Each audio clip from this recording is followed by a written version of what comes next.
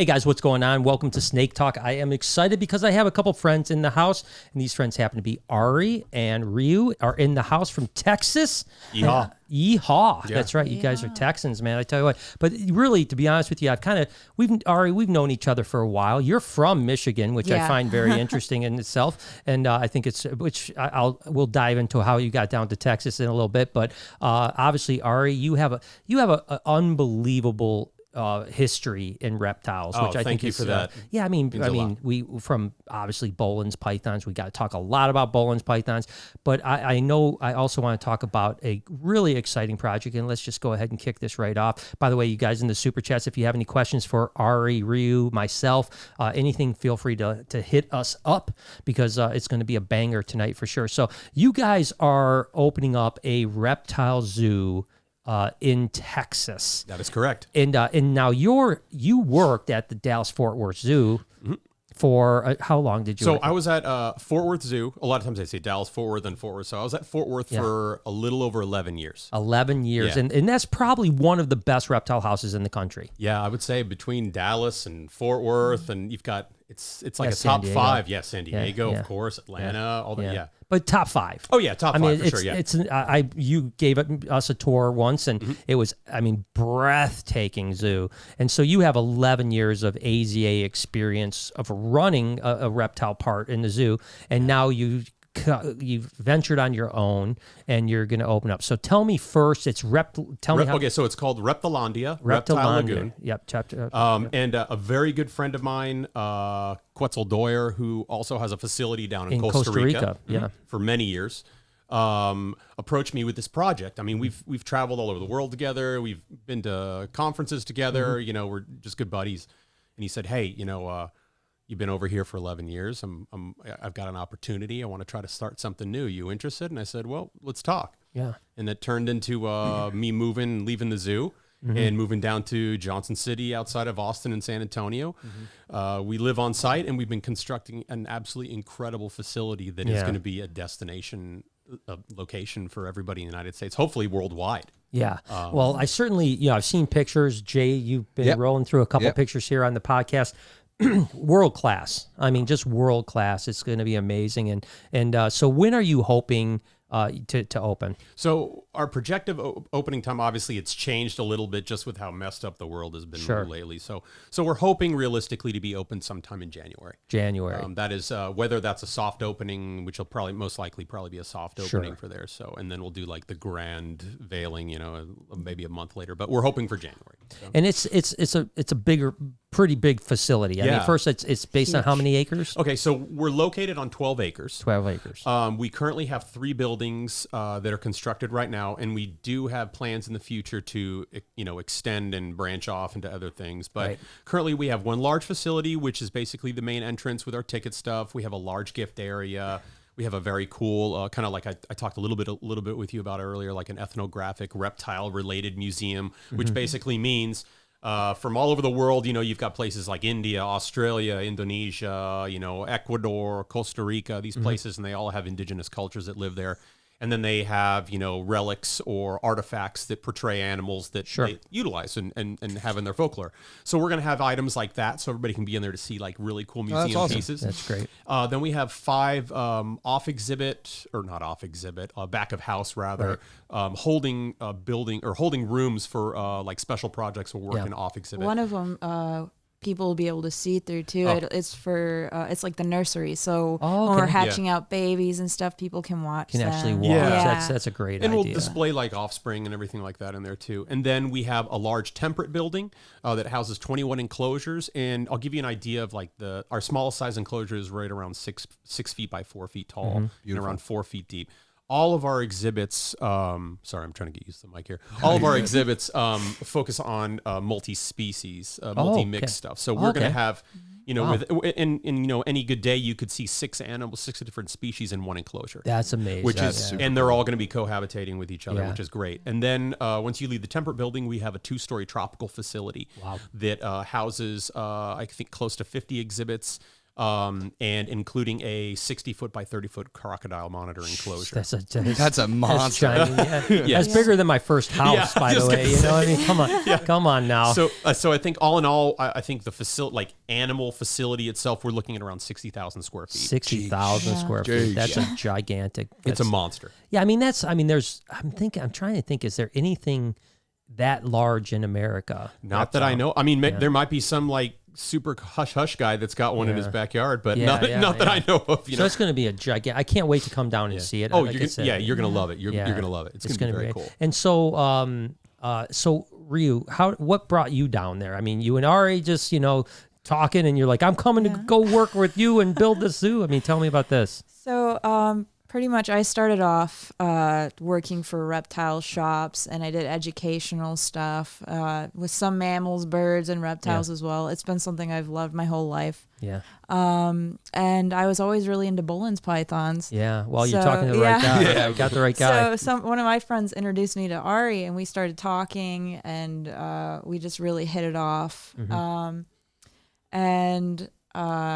Then Ketzel asked us to move out on site and work for this new zoo for him, and so we both moved out there. And wow. It was easier for me. I was only 3 hours. Yeah, I'm from Michigan. Right. Well, I love Texas. It's one of my favorite places. Yeah. It's really a great place. It's, it's less cold too. Yeah, it's a lot less cold. I feel bad for saying it, but it's like it's taken me probably 12 years to say I like Texas. Really? So I'm sorry to say that for all the Texans out there, but but it's very cool. It's very cool. Where are you originally from? Arizona. Arizona's my hard to beat. So it's funny. Yeah, right. It's funny. What part of Arizona? Phoenix. Oh, okay. Yeah. So I've always said that my favorite state, if I were ever to move, was going to be Arizona, and probably in the top 3 would be Texas. Yeah. So you pretty much nailed both of them. So well, being a desert rat by heart, it kind of transitioned over well into Texas. So and the barbecue's good too. Yeah, well, the thing about Texas is a couple things. If there's a native Texan, you will always know they're from Texas within 2 seconds of talking to them. Because they will tell you. Yeah, of course. I'm from Texas in that area. And trust me, Texas is not part of the United States. No, it's its own. It's its own country. It is its own country. It's a buffer. It's the one-star state. Yeah. It's the one-star state.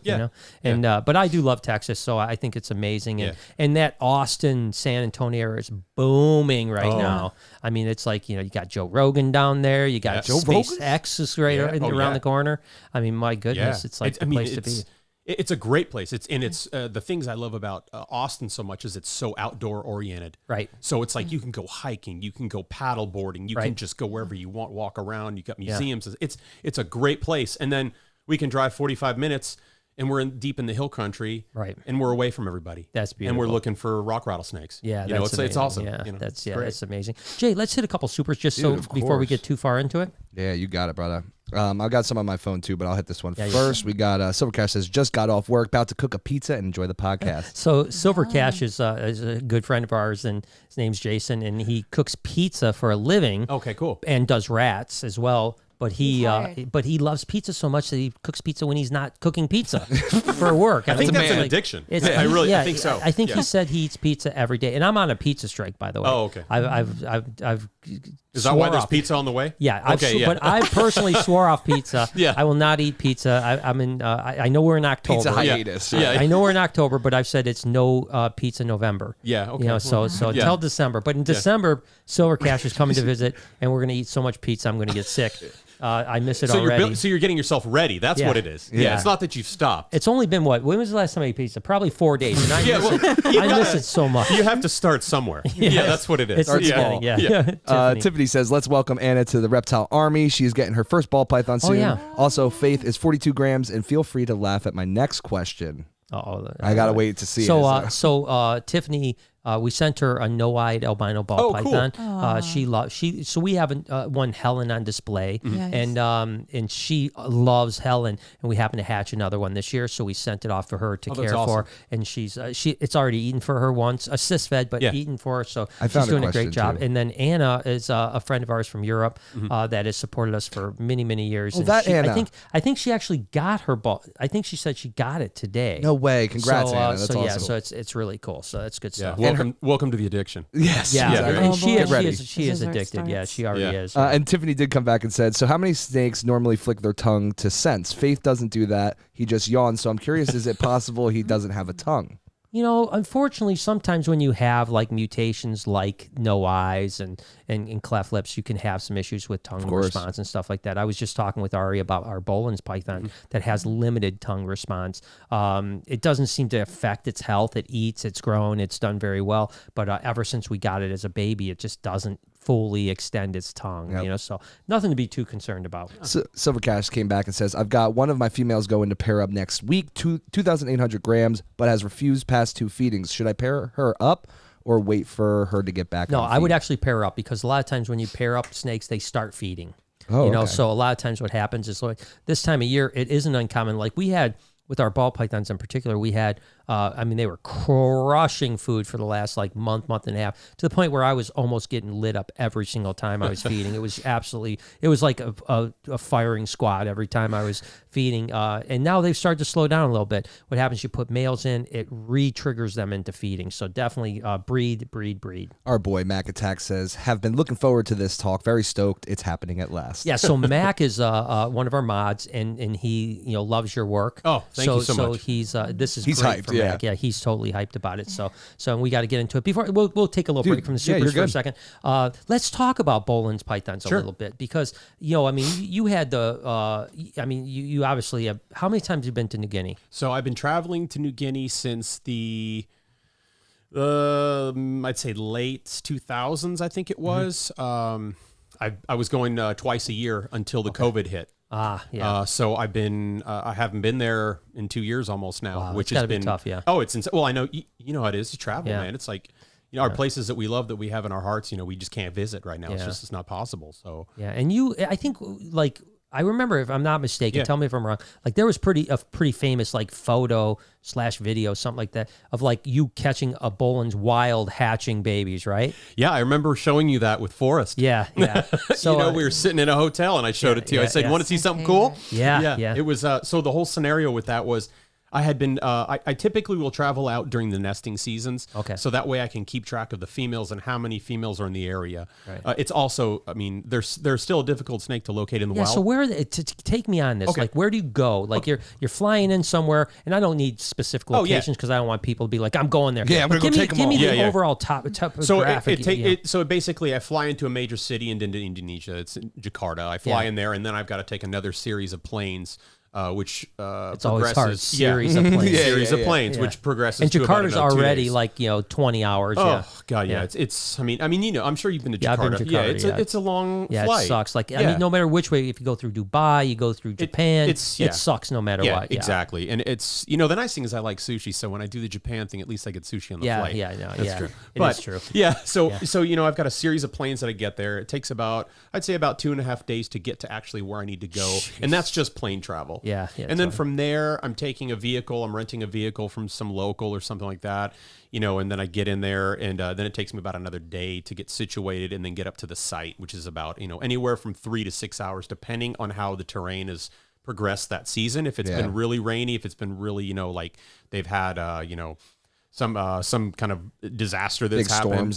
Big storms, or knocking like a lot of trees down. And or even a lot of the construction now, because they're mining out there all the time, where they're doing everywhere. So a big rock bulldozer will come over and knock over everything, and and just tear down a whole mountain. So I've got to find another place to way to get up. Wow. So it takes several days to get there, but I had been planning this trip, as with my other trips go, I've been trying to figure a time where I could go out there and time it to see when the eggs are actually hatching. Right. And I had been missing it by like weeks, right. Or a month. And I just happened to plan it right. I got there, I got in time, which was fine. I got down to a site. I looked down into a nest, and there was 3 babies pipping out of an egg. Oh my gosh, that's got to be the most crazy thing. It was the moment where I was like crying. I don't care how, it sounds. It was just like this emotional, wow, I'm actually seeing this in person. All those miles that it's just like, and just like, all the blood, sweat, and tears, I'm just like looking at this. So then immediately it was like, okay, I got to refocus. I'm setting up trail cams. I'm setting up cameras. I'm doing data loggers. I'm putting everything out. I'm doing soil samples to check everything and all the parameters of what's going on. And then after that, I got malaria. Oh, good. So it was kind of, of course, so it was kind of like, I joke about, it's like, okay, Mother Nature's like, I'm going to give you this little taste, but I'm going to give you a little taste also. Yeah. So then I sat in a hut for 4 days. Wow. Going down to this nest site, monitoring the hatching, monitoring the female, and then also throwing up, having the chills, having the heat. I think at some point I thought I was hallucinating because I was hearing all these crazy noises outside of my hut, and it was like an old hut, abandoned hunter's little hut. And we checked to make sure nobody was in there, and we went in and just slept there. And then, wow, staying safe. Yeah, right. Of course, you know, it's like at that point I was just like, I need to lay down somewhere where I'm not getting rained on. Yeah. And I remember hearing like these crazy knocking noises in the middle of the night, and I'm like waking up and like, you know, just really out of it.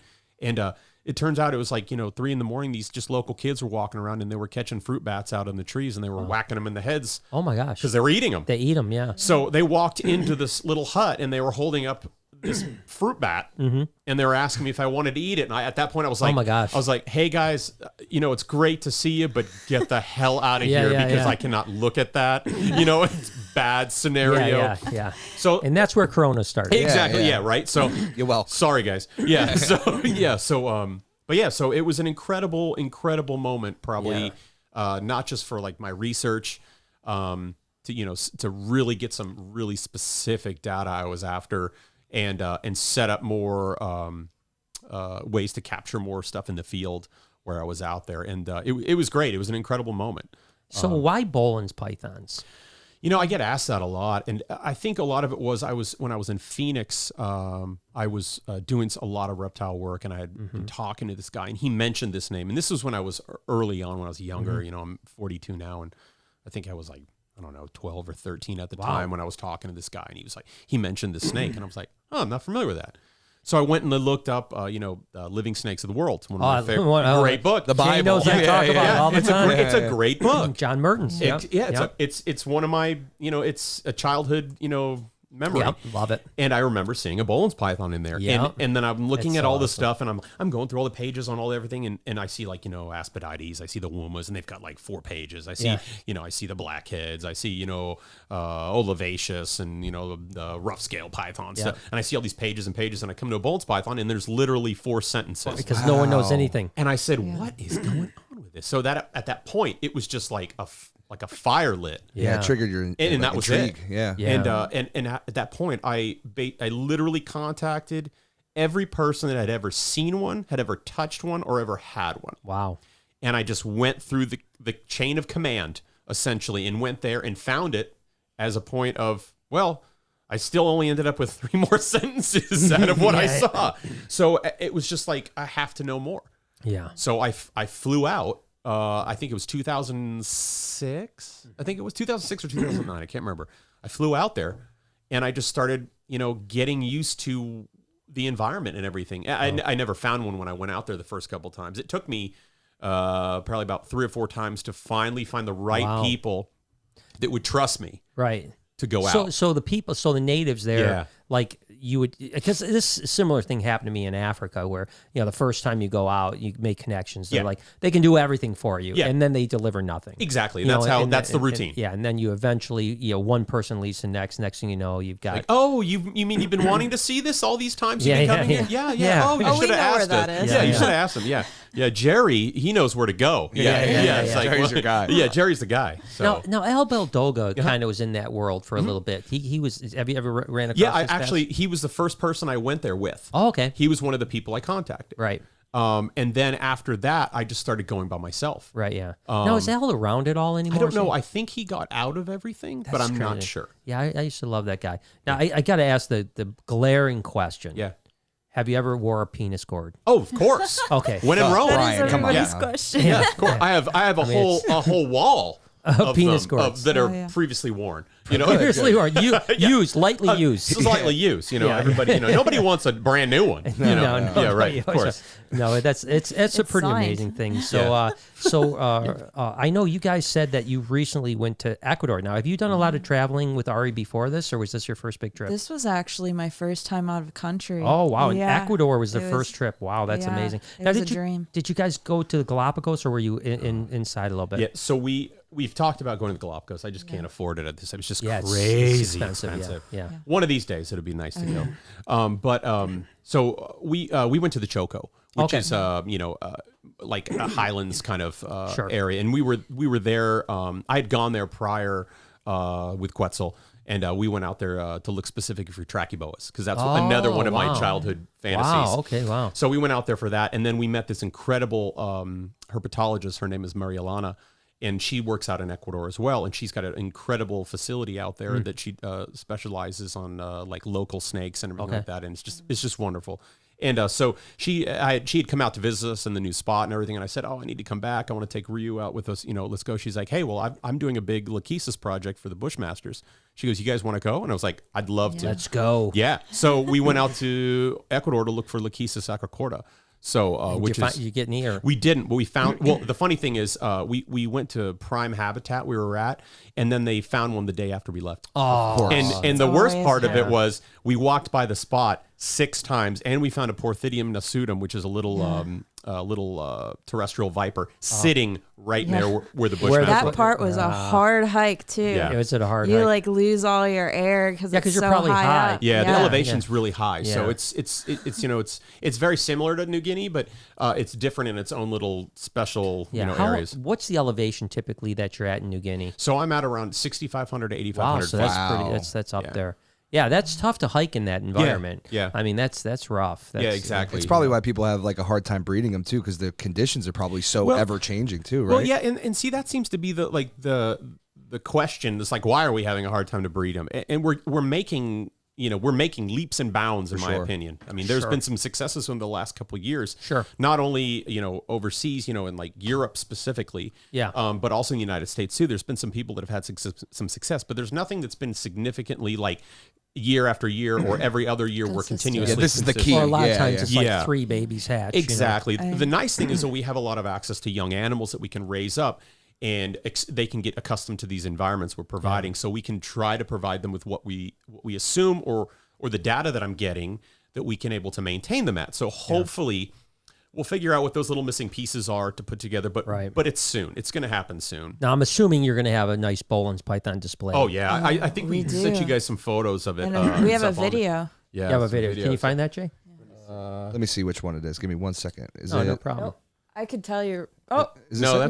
that's the our Protobothops Mengchenens. I'll show this. Oh, in a- Mengchen. Yeah, I'll show yeah, this in a beautiful. second. Let me see if I got the other Some one. amazing displays. Oh, thank you. My gosh, they're so beautiful. That's the only other video Nope. I have. No, that's the No, only. that's other definitely video not a I have. Bolen's Another Python. great No, That's definitely not a our West Bolen's. Texas. Yeah, That's not that's a our Bolen's West Python. Texas. I think it's sent over. We have a really beautiful. The only enclosure. other. These are the only photos and videos I have. This is a lizard. This is Yeah. a snake. Well, you're and just then- going to have to come out and see it in Yeah, person. we'll just then. have to see it in person. We'll Yeah, come I out can and show film you. it. Oh yeah, And you can by see all it on the means. vlog. Yeah, in the vlog. That's right. Yeah. But let's see this. Let's see this. So, This yeah. Mengcheng. So this is in our temperate building. We house 1.1 mangs in here. Wow, that's and this is beautiful. the first time I've actually been able to work with the species, and they are Yeah. absolutely incredible. They're springy. They are, I didn't appreciate they're it until I very. worked with them. I was surprised how they and they could be in this. They could be in the size enclosure we're providing them.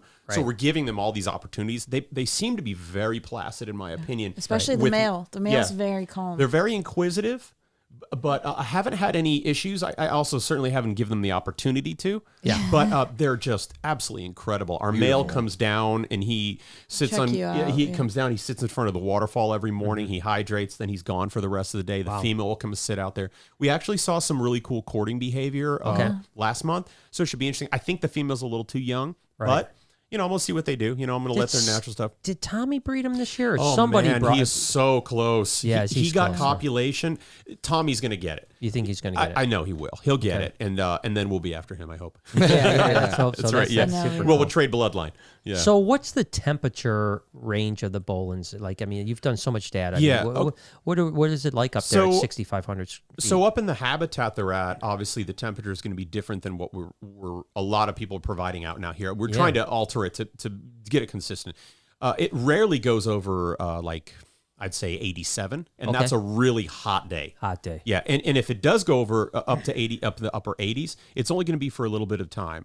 Okay. So and a lot of that is because you're up in this cloud forest where the cloud cover comes throughout certain portions of the day. Sure. It blocks out that intense UV. So once that cloud dissipates over, it's just really intense UV and it warms up everything. So it feels like an oven. Yeah. But overall, you're looking around mid 70s, Wow. low 60s at night. Wow, low And six. that's that crazy? consistent. And it's wet. And when I say it's wet, it is wet. Wow. Like it is. The animals obviously aren't sitting in it, but they're exposed to that ambient humidity that's around everything, and it creates these incredible little micro habitats, which they're like basically a bushmaster, but from New Guinea. Right. Yeah. I joke with Quetzal a lot about it because I'm like, gosh, I see so many similarities with Bolins and Lachesis.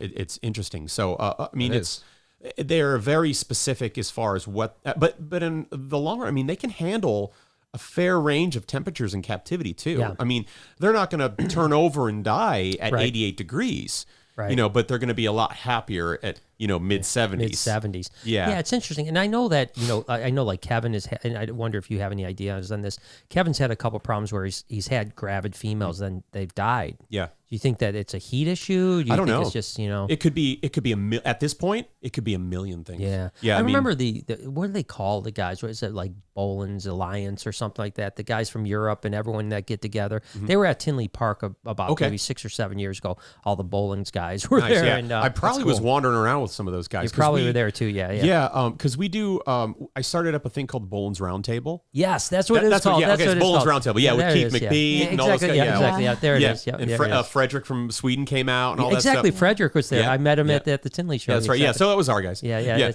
And it's basically just kind of like we're doing right now, just sitting around and just brainstorming, saying, hey, what worked for you this year? What didn't now work? Frederick has had success, right? Frederick has had a lot of success. Frederick has bred them 5 times from multiple animals. Wow.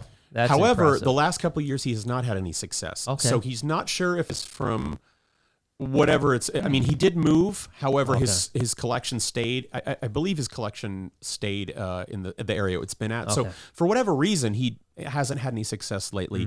But I mean, I talk to him a couple times a month. Just with the COVID stuff, I don't talk to as many people as much. I don't know. It's weird like that. Yeah. But for a while, we were talking like every week on stuff like that, and he's hoping that he has more success with them soon. Yeah, that's amazing. I mean, we need to, because it'll help alleviate so much of the wild pressure on stuff for Yeah. collecting and everything like that. And yeah, now I know they're shipping in a lot of captive hatched. yeah, captive hatch, Yeah, farm bred something animals. like that. But they're really not farm bred. No. Probably they're just collecting gravid females or. Yeah. Well, what they're doing is they're not collecting the females; they're taking the eggs. They take the babies. Gotcha. And that's the thing. I mean, there are some successes that have been going on in Indonesia. A few successes have had happened. There's not a lot, Right. But they have happened. But nothing consistent. Right. That seems to be the routine is with everything. But excuse me. I mean, the exciting thing is we're getting these animals Safu pythons is a prime example. Yeah. Years ago, those animals would come in. They'd be $125 Yeah, a they piece. were like, you couldn't even. And now you can't touch them. Yeah. For under $800 to $900 maybe. I know, isn't that crazy? And people were having so much difficulty breeding them. Yeah. And now, I think within this last year, I know of like 6 or 7 clutches. Yeah, it suddenly just exploded. Yeah, Yeah. I mean, which is great. It means Yeah. we're figuring it out. Yeah. So I'm hoping that transpires into Bolin as well, and it will. I think we'll get to the point where we're going to be getting clutches more frequently. Maybe not as frequent as some of the other species, but I mean, and also with like the amethystines, like all these scrubs, we're starting to get a lot of great work with them now. Yeah, people are finally starting to crack it. Yeah. And I think a lot of it too is these difficult species are actually ending up in the hands of people that are capable that can kind of think out of that box. Yeah. And figure something out that's like, hey, I'm going to try this. Maybe this will work. And it works. Now, with what do you think the difference is between the scrubs and Bolin eye? Because I mean, they're obviously the same genus. Yeah, so. the same genus. I mean, they went to Somalia. I mean, they're very, very similar on a lot of ways. I believe it was because I was talking to Dave Barker the other day because he actually came out and checked out the site. Oh, cool. Yeah, and Dave and Tracy came out, and we were talking about Bolin eye, obviously, and he was saying, the Somalia Tracy eye, the Halmahera, was morphologically or genetically rather the most similar to Somalia Bolin eye. Wow. Right. So there's and I see a lot of it in behavior too. I mean, in Tracy eye also, that's another example too. We've had successes when the last couple of years also. There's been a couple clutches that have been produced, which is fantastic. Yeah. And they're not just in Europe because the European guys kill it over there. Yeah. With some Why of do you think that is? I don't know. They just they key on something that we don't. Right. And I feel like it's always been like that. Yeah. You know? Within herpetology as a whole, it's like they seem to always be ahead of the curve. Yeah, it seems like they're the first people to breed the Asian rat snakes, Yeah. It seems like they're always one step ahead of us. But it's like I hate those people. I know. No, I'm kidding. I'm kidding. I know. I love you guys. I know, yeah. But it's But yeah, I mean, I think the similarities. I mean, they're a really, really interesting species. That the whole genus is super interesting. And I think just like you've got like they're going to probably reclassify all of the Somalia. All this stuff because I mean it's getting so much attention where all these things like Clausolepis and kinghorn eye and all these Amethystina and Tracii and all these others. I mean they're starting to really analyze this stuff, not morphologically but also like like DNA wise and doing all this. So it's gonna be interesting to see what happens. Are there any kinghorn eye in the country? That's a good question. I don't know. I've heard rumors. But I've never seen... I know Eugene Bissett used to have them. Okay, cool. Years ago. But I know he doesn't have them anymore. So I don't know if any of his offspring ever made it anywhere I don't know. else. I mean, I could certainly see like a lone animal floating around from collection to collection or something like that. But I don't know if anybody has any of those. I would love to get some of those. I've never even seen one in the flesh. Really? Yeah. Like I said, I remember seeing... Well, I've seen them in Australia I was well. going to say you've probably seen them. A buddy of mine, Chris Smith, had a monster. I mean, just absolutely called it the Kranken. And it was a giant. I mean, it's impressive big snake, And like I said, I remember the first time, it had to be early 90s, going to Eugene Bissett's place, and he had a pair that he was breeding, and they were legit like little Burmese pythons. They were gigantic, That is awesome. And but like I said, they're just, because I would love to get that. Oh, God. Well, I mean, you've seen those photos of like in Australia with the scrubs are like hanging off a cliff eating a wallaby. Eating a wallaby. Give oh, my me a gosh. break. I mean, now Boelen and I feed off their primary food source in the wild is a couscous. Really? Yeah, which is, I mean, and it's a decent sized little mammal, and so they eat large prey also. Yeah. But yeah, that's crazy. Yeah. Now, Ryu, what do you like to work with? What's your thing? Like, I mean, you got this reptile zoo. I'm assuming you're going to have hundreds of species going on. What's your specialty? Oh man, I know you said you like crocodilians. I love crocodilians. I like a lot of like the oddball lizards and snakes like that, like little obscure stuff. Flat rock lizards. I absolutely love them. We have Punguensis, we have Intermedius and Imperator. Right. Just pretty much everything right now. I am taking care of all the animals anyway. Oh, so you're just into yeah, we Ari split does too. Yeah, so we split it up. Like Ryu will run through all the animal care. Yeah. And then I'll be constructing stuff because I build all the enclosures. Right. Yeah. So Teamwork. and then we'll trade off and then we'll split it up I think it's important to gain knowledge of everything, so then like if somebody else can't be there or something, it's just good to have knowledge of all these animals. Well, I always say if there's not a job that I haven't done here, what I mean, like I've done it all, so you have to so that way when my crew is doing stuff, if they ever run into something, I'm not like, well, I have no idea what's going on with that. I want to be as intricate, as involved as I can. So, want to hit a couple of supers? Yeah, of course. Stonewall Reptile says, no question, just love from Nebraska. Thank you from Nebraska. We appreciate you. Mr. Simple Man, he threw $5 just for love. I don't see his super man. chat, but if I see it, well, thanks, I will find it for you. But next we got AB Thrilla says, hello, Brian and friends. Alex here from Pop's Pizza, making that delicious NY pizza. Just tempting you a little bit, Brian. I know these guys and these pizza, man. We got this pizza. That's how much we like pizza. There's a pizza gang in here. There's a pizza mafia, man. Effie says, Brian, the Kalamazoo crew is coming to see you this Friday from 6 to 8 p.m. Can't wait to spend time at our family's favorite place to visit. We decided to treat ourselves to a podcast VIP experience. Oh, so you're going to be here on Friday or? Maybe they're going to be here on Friday and then maybe also be here Saturday. All right, cool. Well, awesome. Good. That's well, awesome. Good. We have we have Lindsay in the house and all our friends here in the podcast VIP today. That's right. So she may or may not be watching right now, or she may be eating pizza or hanging out with snakes. We don't know what's going on. Or hanging out with the doing catheters. Museum of Dead. She's doing back alley catheters back there. Yeah. We're offering a new thing here at the Reptarium. Yeah. The real VIP. Well, it's been fun. So All right, all our guests always get catheters at the end of the thing. No, but we love the VIP, so thank you guys so much. Silver Cash says, shout out to Lindsay. Have an awesome time, and maybe next time we can all visit together. Absolutely. And then Mama Tomsky says, hello. Mama Tomsky. Hello, Brian, Jay, and guests and chat gang. Love to all. That's awesome. No, that's super cool. And then FA came back, says we are doing the podcast December 4th. We will be there with Christmas bells on. All right, I love it, man. We'll be festive as could be. I promise you. That's awesome. Festivus can be. Festivus. Yeah. Festivus as could be, like Seinfeld. Yeah, like Seinfeld. Hector says, hey guys, been listening to the podcast a lot at work, and it gets me through some rough anxiety. So thanks. Much love from Arizona. Oh, well, thank you, man. We're always here for you, dude, and be good and realize that it will pass. That's for right. sure. Dude, I get So what's you were talking about a giant. Are you okay? First off, before we get into anything, I got to ask you: any prospects you think for Komodo dragons? I would love to. Do you think that that's a possibility down the road? I'm not going to say no, and I'm not going to say yes. Okay. Yeah. Yeah. Well, you figure with Quetzal's, he's got some connections down there. Does he have them in Costa Rica? Yeah, he has Komodos in Costa Rica. So now you just so what's the barrier? I mean, we know the AZ8 you can get them like for free. I mean, like they'll just give you a dozen of them if you want. Yeah. Well, a lot of I know, right? A lot of it is like and I mean, some of it like I got involved as far as like the knowledge base on it, and then some of it I don't have any experience with it. But as far as like what I've seen with the AZA is a lot of that stuff, like especially Komodos.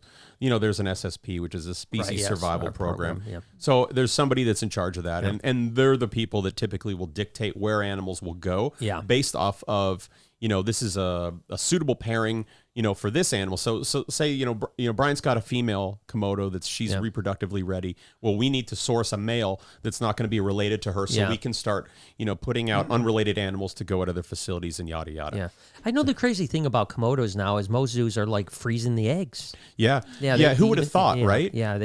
I mean, I think Trooper Walsh was the first one to breed them at National Zoo. Yeah. And now when they produce them, even if they're parthenogenic, they just stick them in the freezer because they don't want to hatch the babies. Yeah, and a lot of it is just because there's so many babies that they're producing, which is great. And that's what I'm saying. It's so great. It just stinks. It's a good problem to have. It's a good problem to have. But so I mean, is it because I'm in the same boat? Yeah. I actually have a couple sources that could get me Komodos. Yeah.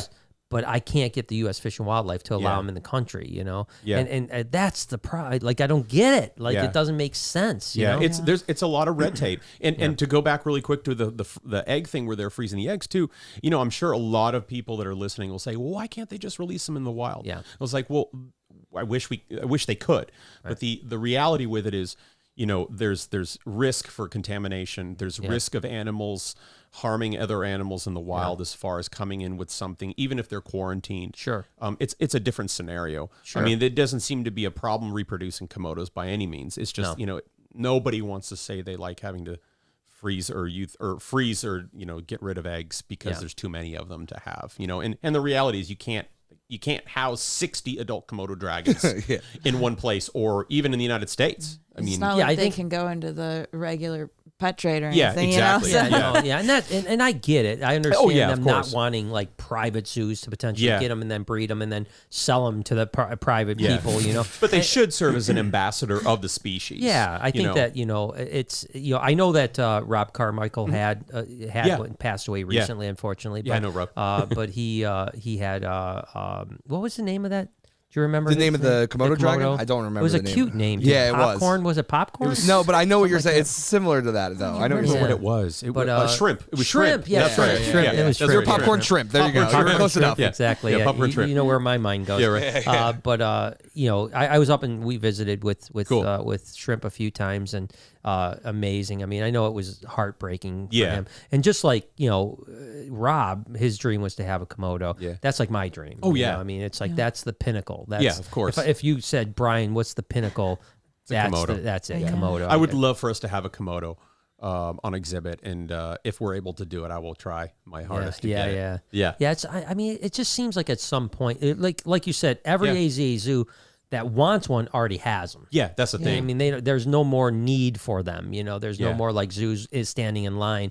And I have, just like you know, coming from Fort Worth, you see those lists where they're available all the time. Yeah. Like there's always a female or a male that is available in the SSP that you could get if you're an AZ zoo for free, But unfortunately, and I mean, I see both sides. Yeah. But like you said, I just want one on exhibit to just show people how amazing these animals are. And like I said, it serves as an ambassador for those animals, and that way it also brings awareness of the country and where they're from and what they're facing in the wild and everything like that too. So it's have you been to the Flores Islands? I have not been. Okay. It's so funny. Like, so I've been traveling to New Guinea or into Indonesia, and for over 15 years. Yeah. But I spent all my time on Papua. Yeah. It's like, because all my time, I mean, you know how it is international travel. Yeah. You can have all these grand ideas of, I want to see this, I want to see that, I want to see this. But in reality, you might only be able to see half of what you first wanted to see. Yeah. And so it's like you could have, years of time. But I one of these days I'll get over to Florida. It's pretty. I've been invited a million times. I just haven't had it. Yeah, it's pretty amazing. And it's but same thing. I mean, like we were saying, I've been to South Africa a bunch, and it's just a quick 2.5 hour flight to Madagascar. But I've never made it to Madagascar. Exactly. I've been to Australia 9 times. Never been to New Zealand. Right. And I'd love to see tuataras. Oh, it'd be amazing. Yeah, and Naltinus geckos too. And, oh my gosh, there's so many things in New Zealand that would be amazing. Even their bugs are crazy. Oh, yeah. And just all that. I'm an insect person too. Oh gosh, man, those wetas are just ridiculous, and I mean, just it's so. And again, like you said, we all had plans pre-COVID to be like, next trip to Australia, I'm going to spend 2 weeks in New Zealand. I'm going to go North and South Island and all this stuff. And then now here we are. We were talking before the podcast. It's tough because to go to Indonesia, to go, to get to Papua New Guinea, you have to have a 2-week quarantine. Yeah. So now if you wanted to spend 2 weeks in Papua New Guinea, now you got to spend a month. Yeah. Yeah, and the tough. area I go is now a red zone. I can't go in and couldn't go out, even if I was a local. Right. I mean, and realistically, like time-wise with the project and everything, like 14 days, it's just not realistic. Right. And then financially, it's not realistic either. And when we're working at the zoo and stuff, it's not realistic. You have too much. Well, that's the problem now. Is have you given that a lot of thought? Because it does tether you. I mean, we have that problem here where, prior to opening up our reptile zoo, I was traveling constantly. Yeah. Oh, yeah. I remember seeing all your stuff. Just constantly, gone all over the place. Now it's like, obviously COVID kind of stopped everything. But even now, it's going to be most of my trips are going to be under 10 days. Yeah. Which stinks because, I used to spend a month in Africa, a month in Australia, where you really, it's like you said, it's really hard in 10 days to really capture anything of any value, because by the time you get there, get settled in, you hit the ground running and you're still time to go. Yeah, exactly. And then by the last day, things are, coming into fruition and you're like, I don't have time now. Now I'm leaving. Yeah, exactly. So. Now I'm leaving. I can't tell you how many times like my buddy's like, I got a call. We can go over here. We can go over here now. And I'm like, dude, I'm leaving tomorrow. Oh, come on. Just call into work. Just call into work. And I'm like, no biggie. We only take care of like 1 million live animals. Right. Including our own collection. That's right. And so is there any dream destinations you want to go to? Oh man, I would like to go. I'd love to go to Mongolia. Really? Ooh, good choice. Wow. I'd like to go for the food. Right. I would love to go. I'd love to go to the Middle East. I'd love to go to Iran. I'd like to go to Amazon. It's really interesting you say the Middle East because number one, a lot of my traveler friends tell me that Iran is one of the best places to go. I've heard that. Like the most the hospitable. Vipers are cool too. Yeah, exactly. The animals are amazing, and the people there are supposed to be some of the nicest people on the planet. Yeah. And here, as Americans, we think of Iran as like terrible. Oh yeah, but I mean, so that's how our my media sells brother's it. girlfriend is from Iran. Yeah, we were talking about taking her with us to translate. She'll be our translator. Yeah, that'd be perfect. Yeah, that'd be perfect. And that's what I've heard is like, here, like literally, if all my friends that have traveled to hundreds of countries, or 100 plus countries, Iran's always in the top 5. Yeah. As far as they say, best places to go. Love to go there. Pakistan's another place, not necessarily is maybe not be as nice of a place, but the reptiles there are pretty amazing, And and the whole Middle East, I agree with you. And it's the same thing with me. I've been all over Southeast Asia. I've been all over, all over the place, and haven't been to the Middle East. Not even once.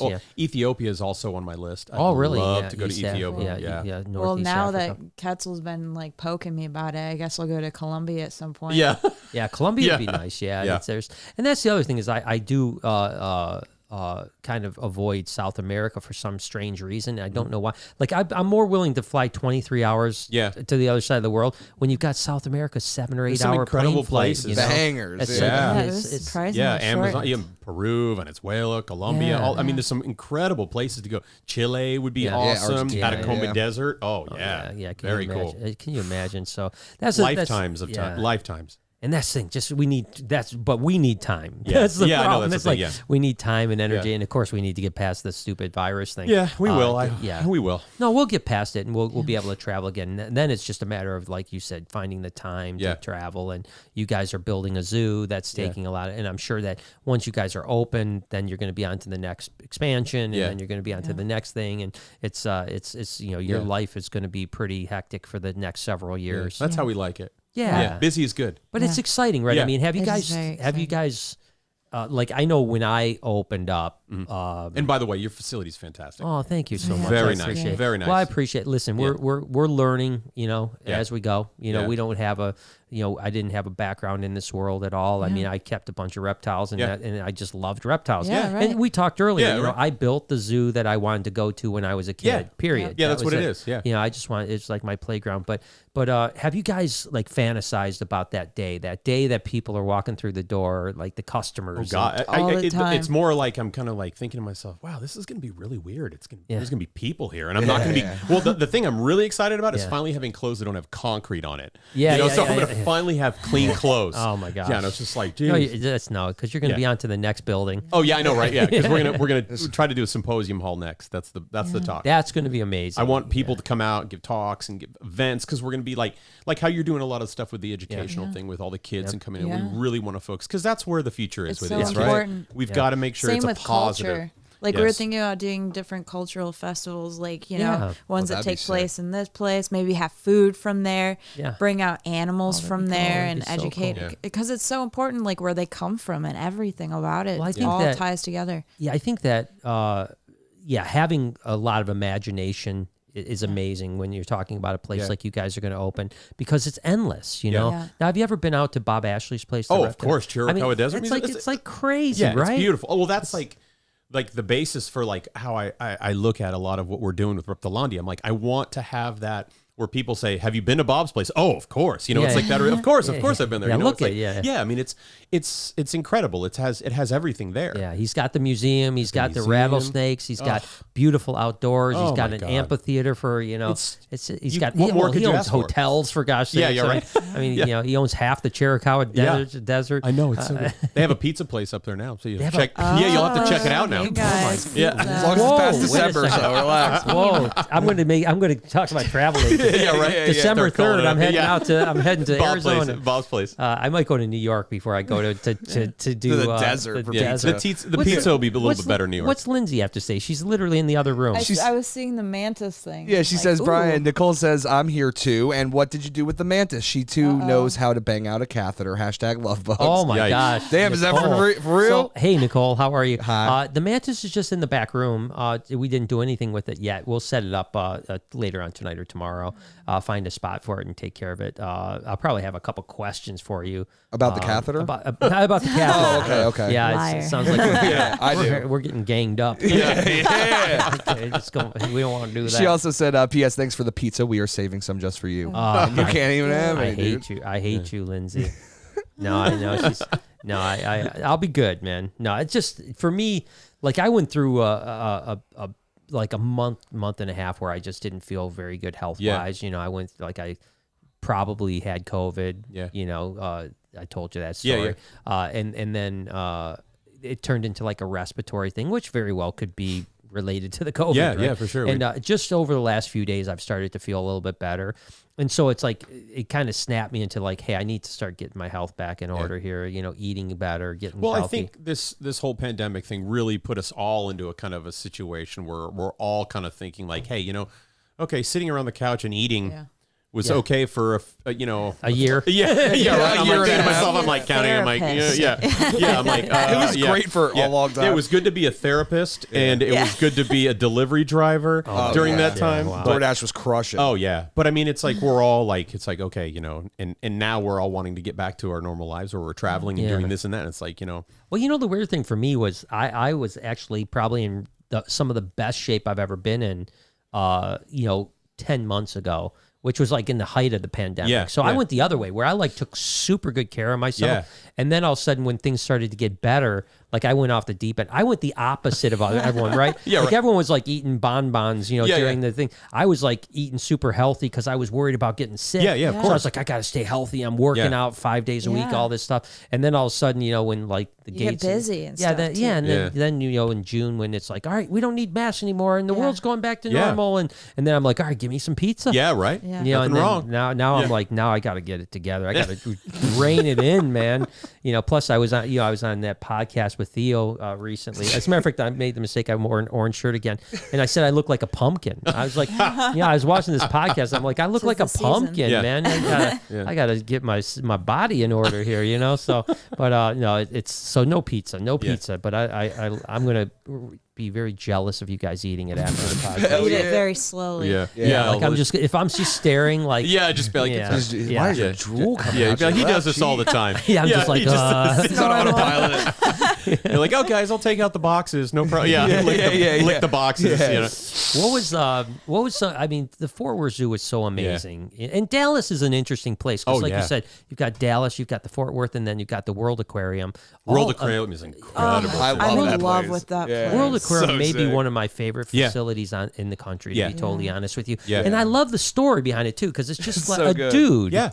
Just a dude like us. Yeah. Yeah. You know, that just wanted to get to And do it's, his dream. he's you got know? his own personal rainforest on the top level. Yeah, I mean, it's crazy. incredible. It's ridiculous. Yeah, I mean, it's such a. I'm I a always bird tell. person, oh, too, yeah, I so always I tell really people when love they it come there. through to Texas, I'm like, you've got to stop at the aquarium. Yeah. Because it's the bomb. incredible. Yeah, it's The great. dream. Yeah. Yeah, I know. I really do. Lori wants to go. Lori didn't go. Jay and I went. Oh, such a and blast. So Lori, we're going to come down to Texas. Like I said, I'll Cool. come. I'd love to come visit Yeah, you yeah, for guys. sure. Yeah. And I got to take her to the World Aquarium. Yeah, you because, need to. Because that's She's the gonna thing lose with it. Twist your arm, right? Yeah, Yeah. exactly. I'm like, Yeah, well, Texas, I don't love know. going. And Yeah. well, you know, again, last winter, so I've had this thing, right, that, Mm-hmm. you know, I'm from Michigan, obviously. Gets a little chilly up here. I usually, at least once a month, go somewhere warm, you Yeah. know. Now, granted, I've been to Texas when it's I was going to say I every was time gonna we've say, gone to yeah. Texas, it's been Yeah. freezing. Yeah, remember we cold. went down, we were building the 2.0 second part of the Reptarium. Freezing. And it was cold. And, Oh, yeah. And we were at Universal Rocks. Okay, yeah. And literally, they don't have heat in their place. So it's like 40 degrees every morning. So Yeah. in the building, it was 40 degrees. I think it was warmer here at some It was points. it was during that literally time. unbelievably frigid. But you guys are a little more south. Yeah. So you guys Yeah. I mean, we probably don't- still get chilly. We Yeah. still get chilly, but we're not. you're probably not getting snow down there, I can't imagine. No, well, this last crazy Thank freeze God. was Oh yeah, wiped us last out. year. Yeah, remember when Yeah. Texas That got was- hit? Oh, yeah. Oh, it Sure. was bad. That was Yeah. horrible. Yeah. We lost power. For, I think it was like and 4 days. water. A lot of people lost animals and freeze. stuff too. I remember. Yeah. We lost a couple. I lost Yeah. a hornbill. Oh, so that no. sucked. Yeah. No, not Yeah. that. But I knew people that had lost Gila monsters. It got so yeah. cold. Which Holy is cow, crazy. and Gila 'cause monsters, they yeah, handle that. hibernated like Yeah. 42 Yeah, degrees. exactly right. It was Yeah. just like, but I mean, I think we got to like, I think it was like -8. I was gonna Oh say, my yeah. God. You guys got crushed. Yeah, it was interesting because at that time we were at like 35 degrees. Yeah. We were like warm up here, like 35, 40 degrees, and Yeah. you guys were getting crushed It down was there. We're insane. like, what the heck's going on? Yeah. But my point is, I usually go somewhere where I hope it's going to be warm at least Yeah. once a month just to break that winter. You know what I mean? Yeah, so, you have so, to. So, you know, Florida, Texas, California, you know, stuff like that, Arizona, I like to get out to. So, Yeah. well, it's, unfortunately, we're going to be heading out to, have you been to Utah? You guys been to I Utah? haven't been to Utah, but it's supposed so to be beautiful. favorite. So Yeah. beautiful. Yeah. We're supposed to go to Utah, hopefully relatively soon. We're going to head out there. But now it's cold, and I'm kind of bummed Yeah. about it. I You don't know? The like the hiking's supposed to be cold. beautiful. Oh, I was yeah. happy it's to move unreal, to dude. Texas from Yeah. Michigan. Oh my gosh, I can imagine. Yeah, we did Moab. We didn't do Arches or. We or did Zion. Arches. Oh yeah, we did Arches, but we didn't do Zion. Yeah, we we did didn't Zion do or Bryce's. Okay. Yeah. Yeah, Bryce's. So, but we want to get out there to do a few things here. We've got our friends have the Sea Quest. yeah. Oh, which okay, cool. Is like a Oh aquarium. yeah, very cool. Yeah, it's a cool place, and they have. I think they're up to like 13 locations I love now that in the there, country. man. So it's super cool, Well, and good for them. and they've been kind of an inspiration for like because they reached out to me, gosh, 2-3 years ago, whatever it's been. And they like flew us out for an event and stuff like that we did like a big meet and greet thing out there and the way they pitch it, they're like, we're like the reptarium of the aquatic world. Yeah. You know, it's like that we're hands-on, Yeah. a lot of cool things that you Yeah. can do that you can't do other places. And it kind of is true because, have you heard of Sea Life? Yeah, of course. Yeah, Sea I've Life. been. I took you there. Yeah, we checked that place out. When It we was cool. visited, Yeah. It's so Sea Life is Sea Life and SeaQuest are very similar. Yeah. But Sea Life is almost like the AZA version of SeaQuest. You know, Yeah. where it's like kind of more like traditional. You look at stuff. There's nothing you're gonna hands touch. off kind of thing. Yeah, hands off. But that it's so. SeaQuest, you're like getting in with like all different types of animals. They have sloth encounters, all that Yeah. stuff. It's sick. they have Swim all with those sharks, Yeah. mermaids. Yeah, mermaids. Mermaids. Yeah, Real ones. Merman. You're right. Yeah, mermans too. Yeah, mermans.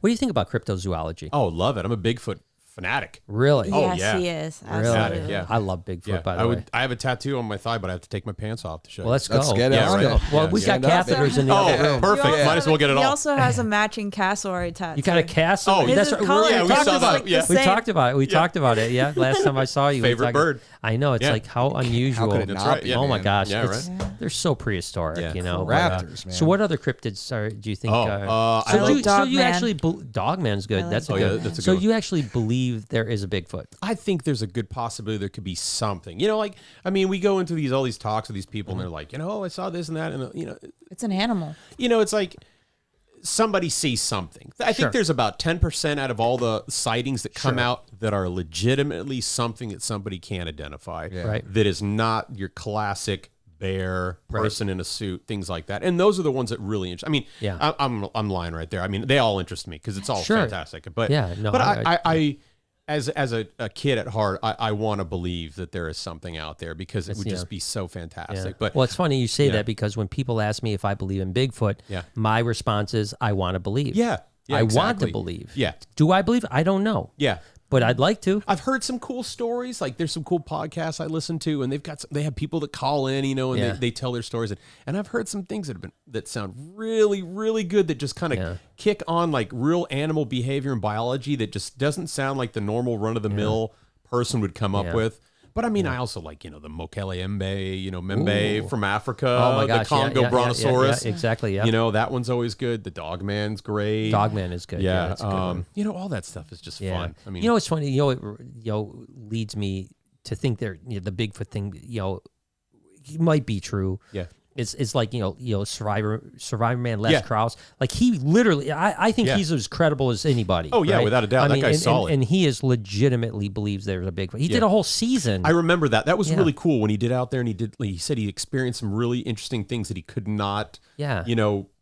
Really explain what was going on. Yeah. So it's like that's that percentage that it's like, hey, there's something. Yeah. What's that guy's not going to.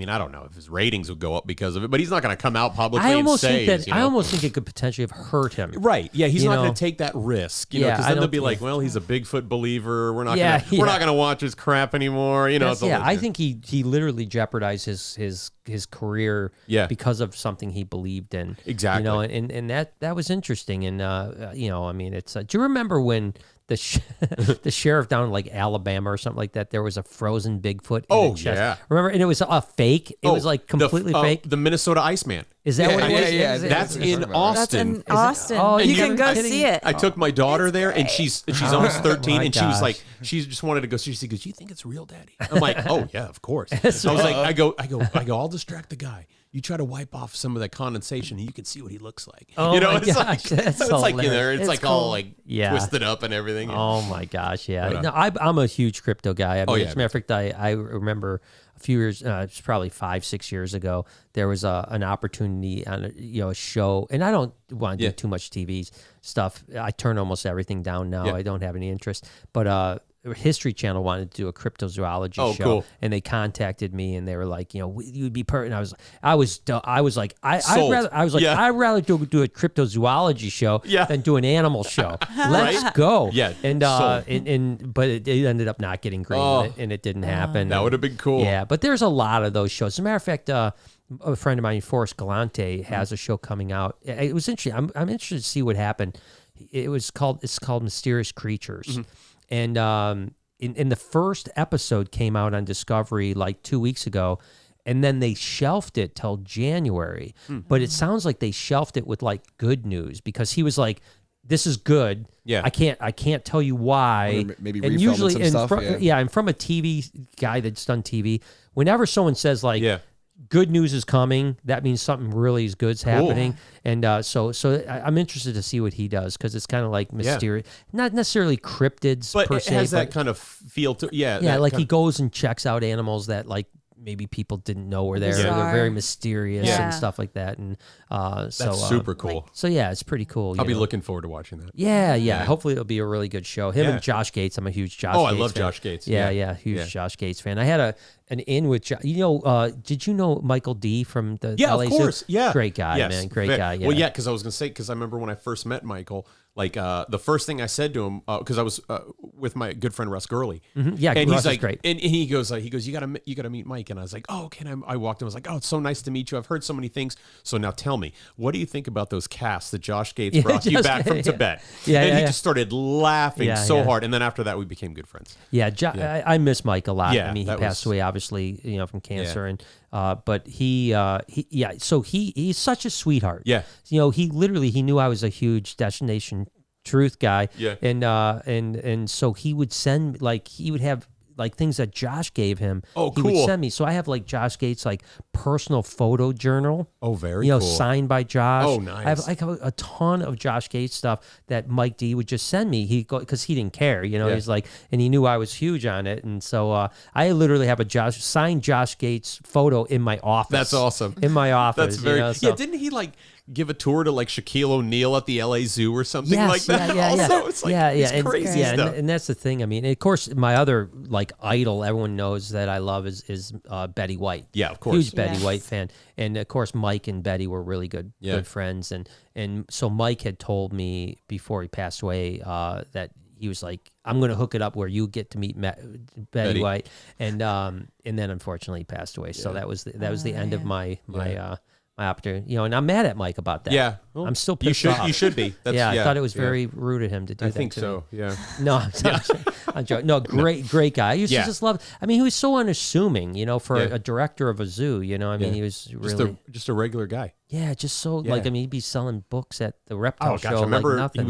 I remember after he passed, I was in contact with his wife, and she's like, oh, I came across these books from New Guinea. And I was like, oh, yeah.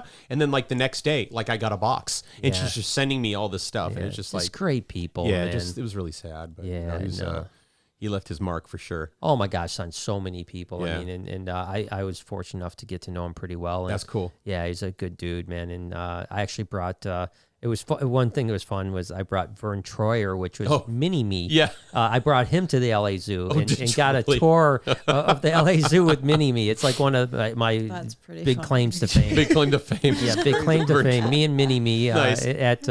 But Vern was a really big animal lover. Oh, I didn't know that. A huge animal. He had been down to the Black Panther, White Tiger. Oh, cool. Place. He's been to all kinds of zoos all over the place. Detroit guy, by the way. Grew up in Detroit. Wow. Okay. Yeah, most people don't know he had a Detroit tattoo on his arm and stuff like that. Awesome. Legit. And so he was a really good dude, man. And people didn't know that about him.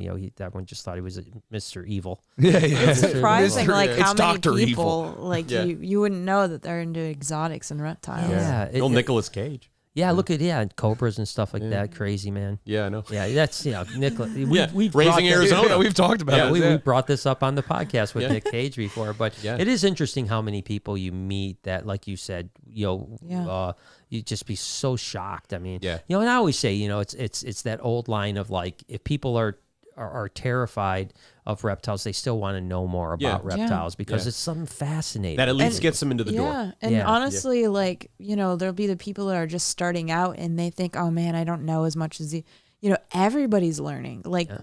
Ari's learning, you're learning, I'm learning. Gosh, we're always learning because there's always something new about reptiles. That's the fun thing. And that's what makes it fun, right? Yeah, exactly. Anyone that says they know everything doesn't know. I was gonna say, I was being more PC, but no, I'm not PC. Yeah, you're right. Yeah, they're idiots. No, it's true because I've been doing this forever, and I still all the time get shocked by animals. Yeah, all the time go I had no idea. Even really my evolution, and I've been very vocal about this, is that prior to doing the Reptarium, I was a reptile breeder, Yeah. and listen, I'm not ashamed of what happened in the past, but most of my experience was reptiles in tubs. Yeah. And there's a very different experience Yes. when a reptile's in cages like you guys are showing. And, You know what I mean? Exactly. and Like we you have the talked about cross those- species too. Yeah. So Well, like that's cool. Yeah, that's gonna be nice. You figure Yeah. out the nature of how they would be in the wild. How Yeah. they live in their different habitats they with these interact other like a animals. sympatric kind of, Yeah. well-being, I guess you Yeah, could say, symbiotic. together. And that's a relatively new thing with zoos, right? I think- Is that, yeah. that like these cohabitating. It's something that we don't do hardly at all, Yeah. and I'd like to do more of Yeah. because I think it's a sophisticated way of keeping reptiles. It brings out so many different behaviors, not just in, like the people that are there. Yeah. Because they're seeing it, because it's like, you can go in one day and you could see 5 things. You can go in another day, say nothing, Right. but I mean, it's like, it's so different. It's such a different feel to what's going on. And the animals behave so differently, and it's interesting to see how they interact with each other. Sure. But the key that we're finding is obviously the space. You've got to have the space to incorporate so many, and they have to be, compatible, obviously. We've had some issues where we've had animals that just don't work together. Yeah. And it's like, okay, we're going to, you guys are fine. The fight's broken up. You're good to go. Yeah. And it's like, but it's such an interesting scenario to have now. Yeah. You learn so much. Yeah, and a lot of the zoos are starting to go in that direction, I think. I haven't seen as many. I mean, Quetzal's stuff down in Costa Rica, he's got these huge enclosures with lots of mixed species in it, and that was one of the exciting things that we were going to try to incorporate with stuff up in Texas. Right. Is doing basically, we're building like what we were talking about earlier. We're building that zoo that we've always wanted as a kid. Yeah. What we always wanted, we can envision when we close our mind, we see it, and it's wherever you look, there's reptiles. Yeah. And that's the thing. That's cool. And it's great that you have a partner Yeah. that has so much experience. You bring the 11 years of AZA with you, and now you bring a guy that did it on his own. Yeah. The business of running. Yeah. Yeah. And I mean, and Quetzal's incredible. Like the amount of knowledge that both Rio and I learn from him on a daily basis is just mind blowing. And then we'll pick up things too. Like Ryu's really, really good with a lot of these really insular and like cryptid species, and she'll come up with an idea and be like, wow, that's a great idea. Awesome. Yeah. We all do learn it again from each other Yeah. constantly. And that's what's a strong team. Yeah. You've got to be able to work with your people and listen to your people. Yeah, Yeah, that's the thing. it's so important. Egos out the door. We're all yeah. in the same boat. It's How are you going to work with staffing? Have you got to that point yet? yeah. So what we're wanting to do is like we're wanting to keep a relatively small staff if we can. If we can, yeah. If we can. Obviously, when you have so many species, and I mean, this with all the stuff you guys have, you want to be, the animals are number one priority. Yeah, absolutely. You want to make sure that they're being taken care of 120%. So we want to be able to try to keep a small staff if we can. That's a close, knowledgeable, positive working staff that we have, but also being able to provide everything that we need to do for the animals. So we haven't reached the point where we're bringing in people yet, but we will be soon. So Do you think you'll bring in like zoo people or not? Or it doesn't matter. know. I mean, I've got a lot of zoo friends that are in that AZAs, and they're like, "Hey, if you give me a call, I'm ready to move tomorrow." And it's like, and I want that, but at the same time, like, there could be an individual that has never been in an AZA facility that has been keeping something for years, and is like incredible with their husbandry or a certain Sometimes it's skill set. that little like that close attention to something. I don't want wanna to just when it's just your hobby. Yeah, and I don't want to just focus on people with credential. Right. I want it to be a person that is a positive person, somebody that doesn't just bring positivity to the environment they're working, but also for the animals. Well, it's weird, right? Because I mean, it's almost like the Elon Musk thing, right? Exactly, Where he's like, I don't care if you have an engineering degree because that isn't going to make you a great engineer. You know what I mean? Like you can have an engineering degree and be a terrible engineer. Yeah, right. And I think that's one of the. I think if there's there's a lot of faults with AZA zoos, and I don't want to bitch about. I'm zoos, right there with you. But like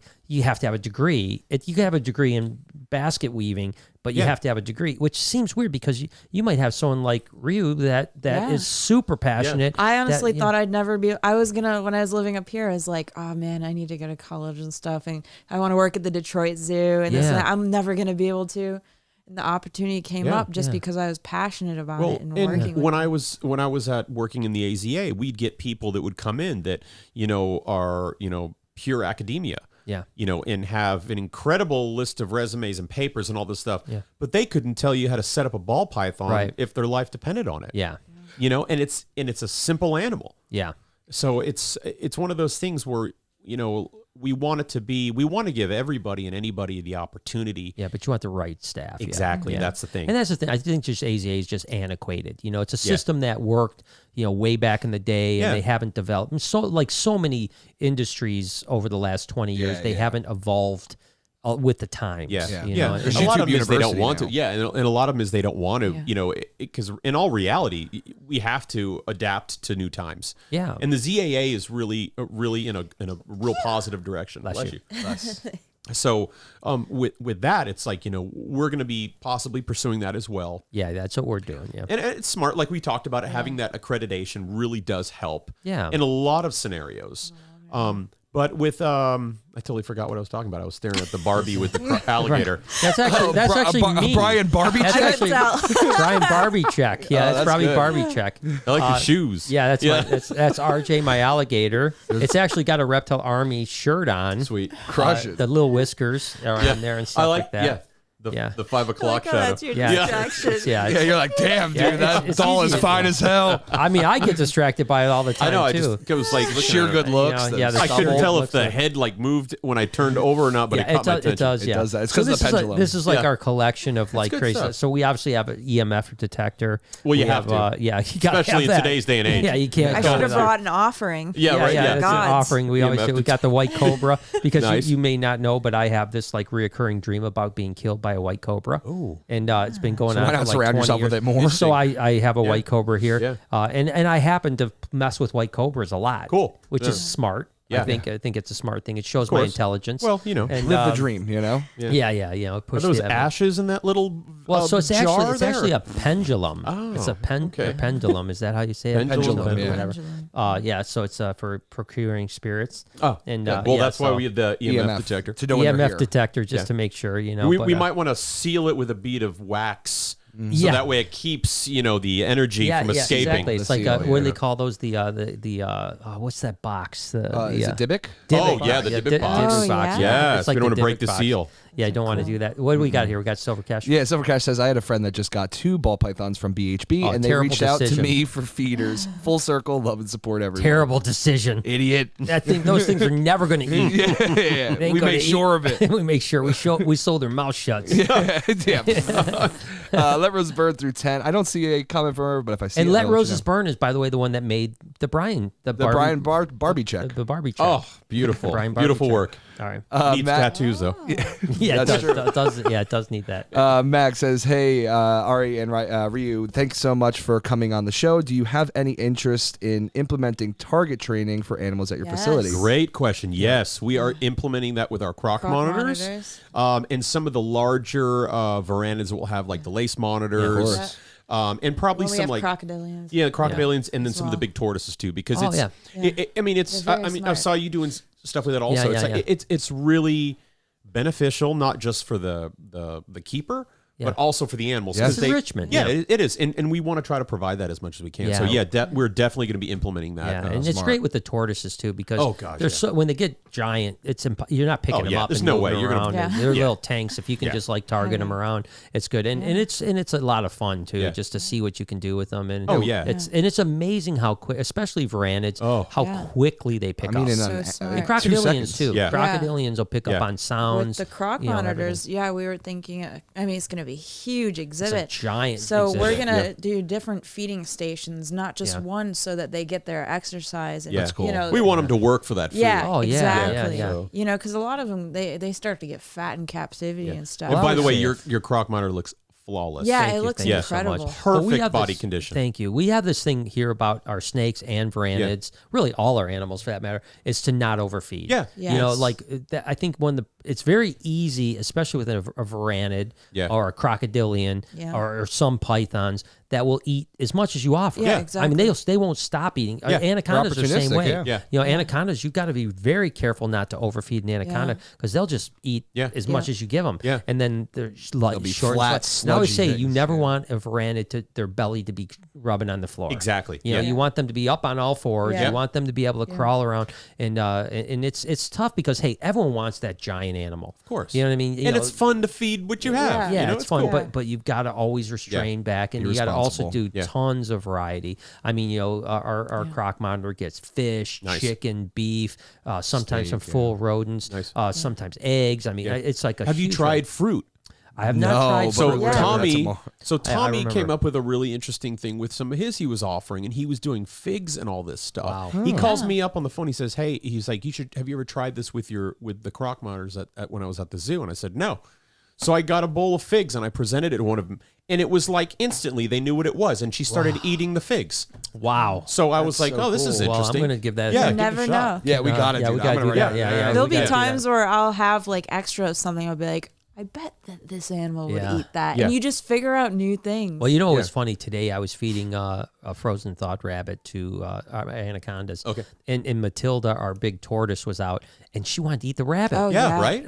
But I didn't let her. Yeah, yeah. But she was like totally like trying to eat they the can go rabbit. crazy You know, about it. She was because it was in a bin, you know, and she was just like going at it. Yeah. She you wanted know? to try it. Yeah. Like, what? You're a tortoise. You're not going to eat a rabbit. What's your problem? Yeah, you know. right. Yeah. I mean, we should do a video on that. Yeah, That I would think be very so. cool. Tortoise It's versus cool. rabbit would. Tor- Oh, tortoise- tortoise in the hair. Yeah. Tortoise. Oh, the real there it story. is. There it The is. hair, the real, Damn, the dude. truth. Yeah. Truth. I mean, Yeah. I'm sure in the wild, like a By seabird Quentin falls down. I'm Tarantino. sure they That's go what I for was. it. I'm Yeah. sure. Yeah, that'd Yeah. be super interesting. Yeah, that thing. It also tried to eat my shoes. So I'm not Well, saying it's the yes. smartest Dude, animal. honestly, Yeah, right.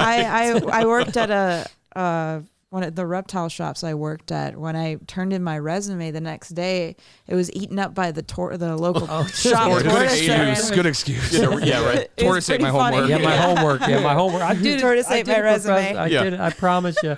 Shalina says, yes, come to Utah. I'd love to meet you guys. I'm a chicken shit when it comes to flying. Sequest is 20 miles from my house. Much that's love. perfect. Very informative Awesome. podcast. Well, we'll keep in touch on our social media. We'll definitely, when we go there, go to Sequest and hang out with our boys at Sequest because it's just a cool place. You know what I mean? And they're always kind of changing and evolving. And weirdly enough, there's one in Vegas now where Jay, our main educator, his mom is from. So he flies to Vegas all the time. Oh, okay, cool. And he loves Sequest. Like he's constantly at the Sequest in Vegas. I haven't been to the one in Vegas, but I'm sure it's spectacular. yeah, it's really cool. Yeah. And what they do, it's an interesting scenario. They take over the Sears in the malls. Wow. But get this is crazy. This is some So smart. insider information here, Yeah. which will make me mad and you mad probably. But so they take over the mall Sears, 30,000 square foot. Okay.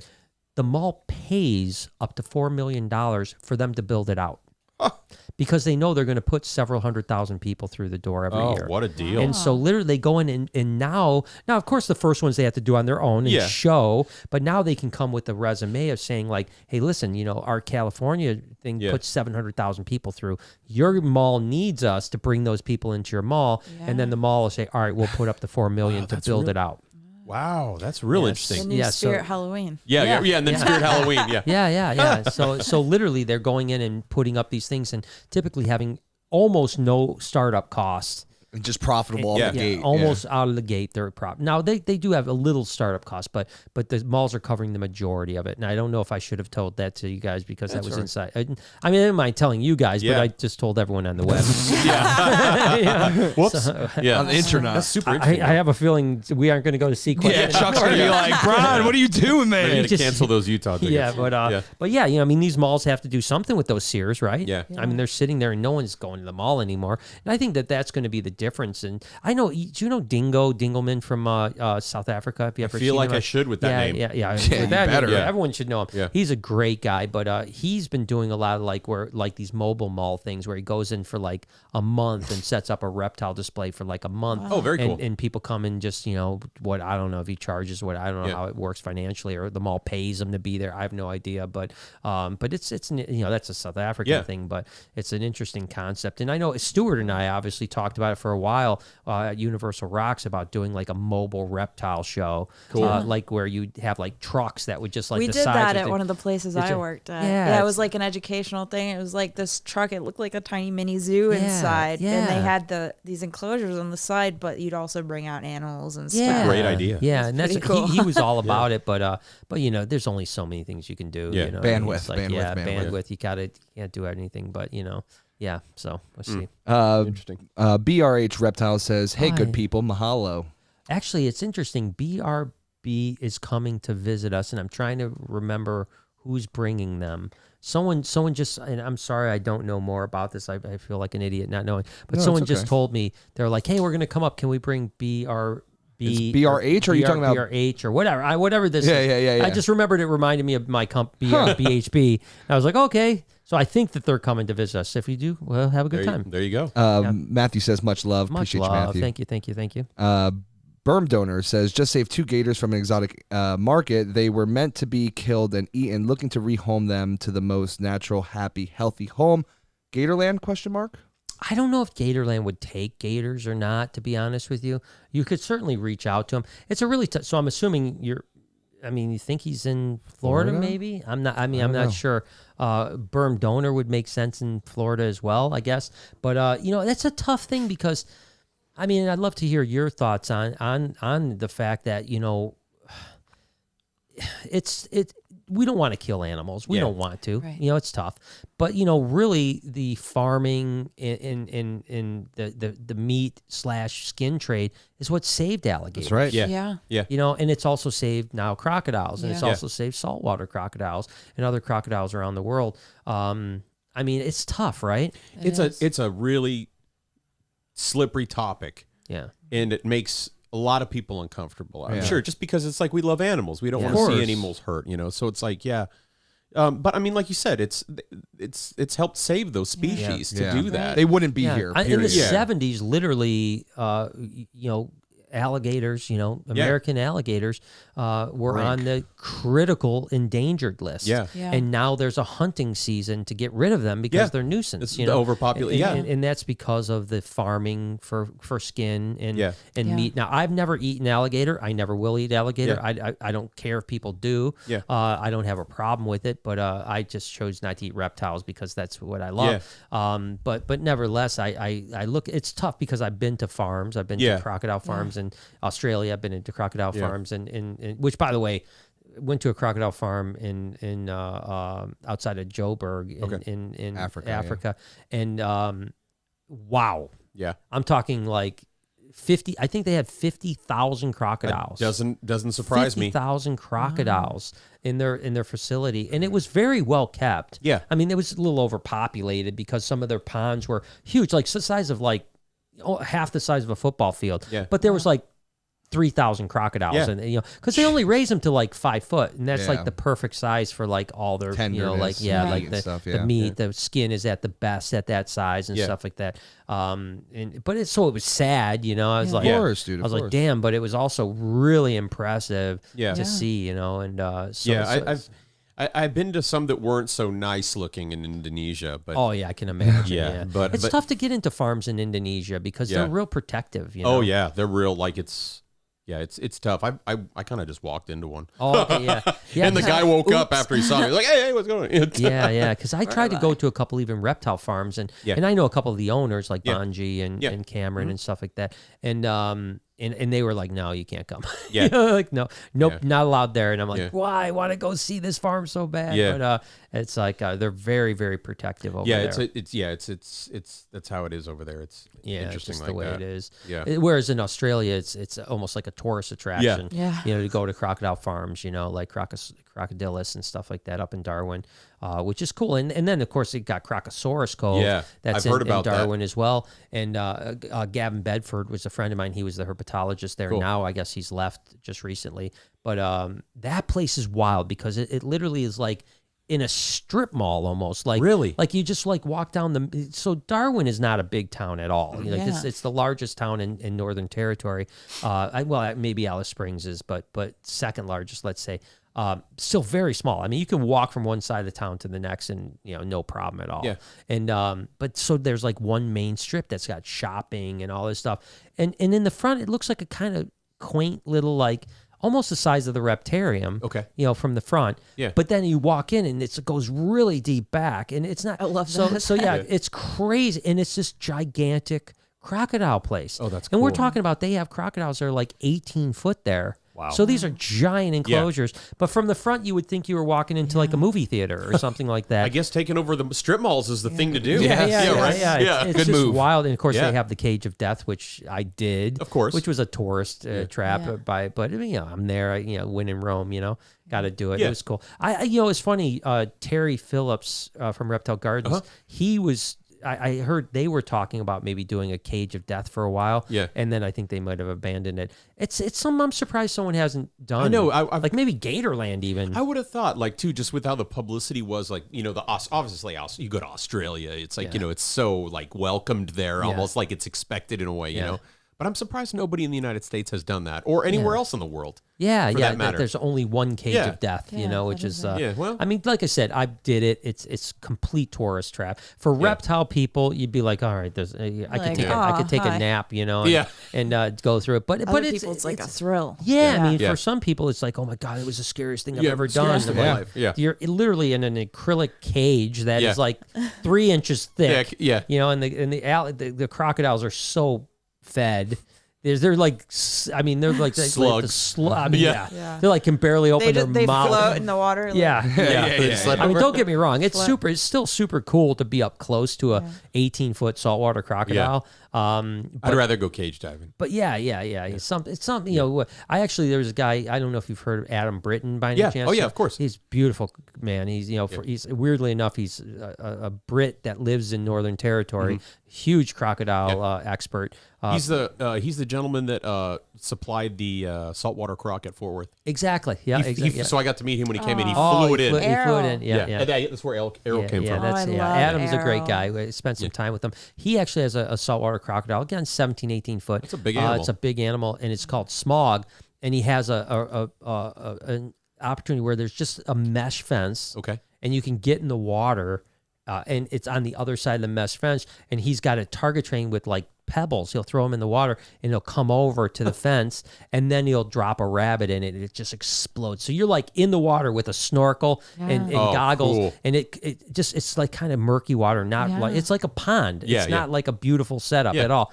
And so it's murky water, and then out of the murk, you just see this gigantic crocodile Dinosaur, just like coming up, so and cool. you'll literally be an inch and a half from its face. That's You're right on the other side of this fence. That's a cage of death. That's way cooler. Way cooler. Yeah. And then, like I said, then he drops that rabbit and it explodes, boom, and you're just like in awe. It's just absolutely incredible. But that's so cool. He took us up into the mountains and we caught some freshwater crocodiles. Very cool. A really, boy, what a treacherous ride up into the mountains. I mean, it's now I know why they've got the locks on their wheels and stuff. Oh yeah, because you're going. It's like hours of like going 3 miles. It's like almost like you probably did in New Guinea, where it's like the roads aren't really even roads. Yeah, exactly. It just takes forever. You can't go over 5 miles an hour. It's just, That's how it was when I was in the Flores Islands in New Guinea or in Indonesia. It's the same way. Yeah. Like hours to go 10 miles. Yeah. It's like, I get out and walk faster than this. Right. Yeah, it's amazing. So it's good stuff. So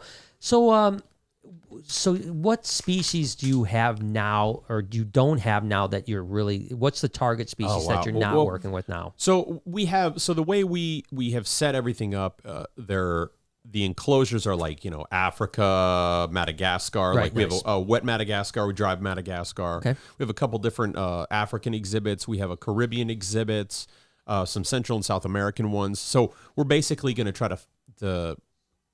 to focus all those species that we'll put into those zones, right? Yeah, gotcha. For lack of better term, Oh yeah, gotcha. And there's obviously stuff we're looking for. It's like we need rough scale pythons. We have to have rough scales, because we're doing some Australia stuff. And but for the most part, like we have everything we're looking for specifically. I mean, there's going to be some fun projects that we want to get involved with, like on our holding rooms for like almost like our pet projects we're working with. So I've been really enjoying like working with some of these like Solomon Island skinks, these like really obscure ones. Right. And then some of these. There's a lot coming in now, so you can really find some crazy, like axanthic looking one, bluish ones. And like these really Ugongolid lizards and all these really cool like little things that you don't see that often that we used to see as kids coming in that were like 10 to 15 bucks. People overlook them because they're not like, thousands of dollars. They're like, oh, so it is so funny how it's crazy. But like, I mean, for like an example, like in our croc monitor exhibit, we're going to have Draco lizards in there too. Oh, really? So we're going to have like, and they're cool. Those are sick. Yeah. So we're going to give it a shot. Hopefully they're fast enough. Yeah, that's what I'm thinking. That's what I'm thinking. They're probably fast enough. I would think so. So we're going to probably put like 50 to 100 Dracos in this gigantic enclosure just to kind of, watch them fly from tree to tree. But there's nothing really that we're specifically looking for that's like, as I'm building enclosures, I'm like, hey, this might be cool in here. He's like, yeah, that's a good idea. Let's look into that or something like that. So, So how many crocodilians do you have a lot of crocodilians? No. So right now we have an exhibit for Paleosuchus, so like the dwarfs. Yeah. And that is like the only tentative crocodilian exhibit we have currently. Okay. Just because of space. Yeah, that's the problem with crocodiles. Yeah. They take up so to much give room. something. It's weirdly enough. Have you heard of Reptilia up in Toronto, Canada? The name sounds very familiar. So it's a reptile zoo that again is in like a strip mall. Okay, yeah. It's maybe, I would say it's 25,000 square foot type of zoo. So not giant, but pretty decent. And they actually keep Nile crocodiles. Wow. And I would say it's Sean Heffleck went up there once and did a little speech when I was up there too. It was during the reptile show in Toronto. And you would not look at the exhibit and think it's too small. Really? And these are giant Niles. Well, that's awesome. 15 footers, 14, 15 footers. And you would not go, that's too small. Yeah. And that's the first like small reptile zoo that I thought actually could keep. But you're still looking at a giant animal. With a lot of space. Yeah. That is dedicated where you could put a lot of other animals in that space. So like you said, the space management is such a critical thing with them. And we'd like to, I would like to down the road expand it and do a big outdoor pool. Yeah. And probably do like a big Nile or a big Salty. Yeah. Just because it's the general public loves seeing gigantic. Yeah, it's an iconic animal. Especially Perosis if you can get jumping out of the water. They're so sick. Jumping, I know, but it's like, I want to have some crocodilians on exhibit just because it's important. We need to have that. And, and I'd love to have an American alligator also, just because it's, in Texas, they're there. People can make that identification. They say, oh, I know what that is. Like, same with indigo snakes. And, the iconic, diamondback rattlesnake. Everybody knows what a rattlesnake is. So it's. We have some huge Easterns. Huge Easterns. We've got some Easterns. We got a gigantic Eastern from Bob Ashley. Okay. And then we got a mate for it from Waco Zoo. I think it was from Waco. I think so. Yeah, I think so. Yeah. And they're all of 7 feet. Monsters. Huge. So I know you obviously you've talked about the diamondbacks, you've talked about the Mangshangs. Are you doing a lot more venomous, or not as much? So we do have a decent selection of venomous. Most of the venomous we have currently is North American species. Okay. So we've like a lot of rattlesnakes and things like that because obviously they're iconic. People can relate to them. They're safer to maintain in captivity because we don't have to have the exotic serums. And it's easier to work with from a lot of different angles. But we do have some exotic stuff. So like we have bush vipers, we've got some vipers, some tree vipers and things like that too. Did I send a picture of the... Oh, we've got Parviocula, the Ethiopian mountains. Oh, okay, nice. Which are cool. But we don't have a huge venomous selection, and we will be baby ceratophrora. Oh yeah, the Usambara. Yeah, there's one at Parviocula for the African exhibit. That's so beautiful. Yeah, they're incredible snake. Ooh, and we have some rhino vipers and stuff like that. Okay. But we don't have a huge amount of venomous stuff. Okay. We do have enough that for all your hot keepers, they'll get their fix. Sure. But because it limits like what we can, because with the intermixing species enclosures, it really limits a lot. So we've been actually getting a lot of babies like that. Like there's one one of of the our baby babies. Ceratophora, and it's great because on exhibit everything's already thriving so much that We find eggs. We find babies just crawling around the exhibit. We had like so eastern exciting. glass lizards Yeah. on exhibit, and Really? Yeah. we had a bunch Those of are cool, babies. too. That's dope. Some man. really cool Nerodia, like the Yeah. water snakes. all the water snakes. Yeah, yeah. Like we have Very cool. a lot of quadas and compressaquata, clarki. really. Yeah. Some really cool. I mean, just the north. We have an exhibit, a North American swamp, and we've got I think 4 or 5 species of water snake in it. I tell you, what, cool. Nerodia are definitely an underappreciated thing. Oh Some my of the God, they're so colors on personable. them Gorgeous. are incredible. And Yeah, they they're sit incredible. out all the time, and they'll Yeah. be out there like fishing for Yeah. people. Yeah. It's And like I learned so cool. something about the fasciata too. Apparently, they it seems that the mothers they have what's the word? I'm Maternal. looking- Yeah, maternal instincts with What? their babies. The babies will stay by the mothers. Oh my And it's gosh. just the fasciata out Really? of all I've of never them. heard of it Yeah. before. That's crazy. And if you scare the babies, they'll all go to the same spot where the mother is. So Really? they'll It's stay really around cool. the mother. Oh and my it's gosh. very Yeah, so we're cool. seeing all this really cool behavior. that that's the type of stuff I think is amazing, and Yeah. that's probably stuff you're going to see, especially with the cohabitating Yes. as well. Yeah. That we wouldn't see because we keep Yeah. everything separate. Yeah. Because you're going to see all these different interactions that are really, and that's what makes it so exciting. Yeah, you know, that's it the really cool does. part. Yeah, there's so much exciting. What else we got? Timothy says, is axanthic a recessive trait in mangrove snakes, or are they a different locality? That's a great question. Do you know the answer to that? I mean, I'm assuming it's recessive, but I know that I think that. So this is what my understanding is that it's recessive, but you find them in certain localities Yeah. because that recessive mutation proliferated Gotcha. in Yeah. that particular locality. And see, that makes Yeah. perfect sense to Yeah. me. It's just like the Black dragon water black monitors. dragons. Yeah. Yeah, Yeah, same exactly. thing. I would say you're right on the money with that. Yeah. Yeah, I don't think it's anything, like a species specific kind Yeah, of thing. I mean, yeah. it's, Yeah, I think. but it's just but Boega is a strong point of mine. I mean, I've got very limited experience with Yeah. them. So Yeah, but I know that it is recessive because I know if you breed an axanthic to a normal, you get normals. So it's not polymorphic. Yeah, That's yeah, what yeah, it yeah. comes down to. BRH Reptiles said, coming with that's JP what Reptiles that's towards the what end it of is. November. That's what it was. There you go. Thank you for that. I knew Jordan was coming, and he said that he was going to bring you. So yes, I'm excited to have you come. Berm Donor came back to say, I'm in Pennsylvania, brother. I built a interesting. temporary enclosure for the gators in my garage, all heated, etc. Just want what is best for them. Story is on my IG, and Jay, I sent a DM, brother. Okay, Yeah, cool. it's an interesting one. The other place you can talk to weirdly enough, is in Michigan, actually, which is Critchlow's Alligator Sanctuary. Yeah. They actually may take the alligators more than. So there's, Gatorland, believe it or yeah. not, there's in Athens, Michigan. Have you ever been? I haven't. Oh my gosh, so much Athens, fun. Michigan, which is only like an hour and a half drive from here. There's an alligator farm, not a funny. farm, but a Sanctuary, right? sanctuary, Yeah. and they have like close to 200 alligators. Wow. I'm talking like up to giant 10, 11 footers. wow, that's all the way great that down there's to a couple place crocs, there too, like right? that too. That's good Yeah, too, because yeah. in Michigan, I remember working at reptile shops out here. People would always bring in Yeah. alligators that they got as a tiny baby. Oh, I hate, and yeah. Yeah. I am not a Constantly. fan at all of alligators in the pet Yeah. trade. Me neither. I mean, it's just not. not a pet. It's hard Not enough yeah. with iguanas. Yeah, Yeah, right. exactly. Yeah. Yeah. At least the good news about iguanas is most people are starting to realize they're horrible pets. Yeah. And which I mean, they can be amazing, and I Yeah. love green iguanas. But I think most people realize that they're so cute as babies. Yeah. But when they get bigger, You're gonna get and then whipped in I the think face, that the kind of popularity not only of the species but also the production of Cyclura now Yeah. has really replaced Yeah, the green yeah, iguana. yeah. Oh, yeah. It's more Much better. expensive, but now you've got an animal that actually is a good pet. Yeah, Yeah. a lot calmer. It's way calmer. Oh, yeah. And so the green, you don't see the green iguanas in every pet shop like you did Yeah. a while Yeah. ago, which I think is great because they shouldn't be. Yeah. Where's Yeah, I that agree. farm? Do you know that farm down? Is it in Guatemala or where's it at? Where they're producing like a gazillion know you're green talking iguanas. about, I mean, yeah. they're just not only produce a gazillion green iguanas, but they also produce a gazillion sulcata. Yeah. And I've seen like More aerial sulcatas.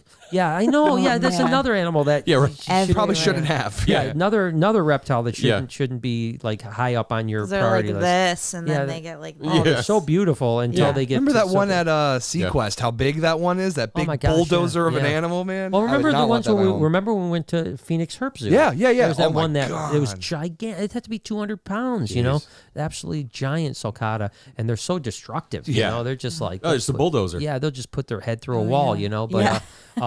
But yeah, thankfully, there's so many other options, right? Whether it's Yeah. redfoot tortoises, Greek tortoises, Russian Yeah. tortoises, but yeah, so. But yeah, so maybe reach out to Critchl's Alligator Sanctuary if Gatorland wouldn't take it. I think that Gatorland, the problem with Gatorland too is I'm not sure if you're allowed to bring alligators into Florida without permits. No, you can't. You know, I don't think you think can, that you no. need permits to get them into Florida. Yeah, crossing those state lines. Yeah, no state lines. Yeah. Yeah. Roberta That was a said, lot of things for Florida. sending love to you. All need to get there soon.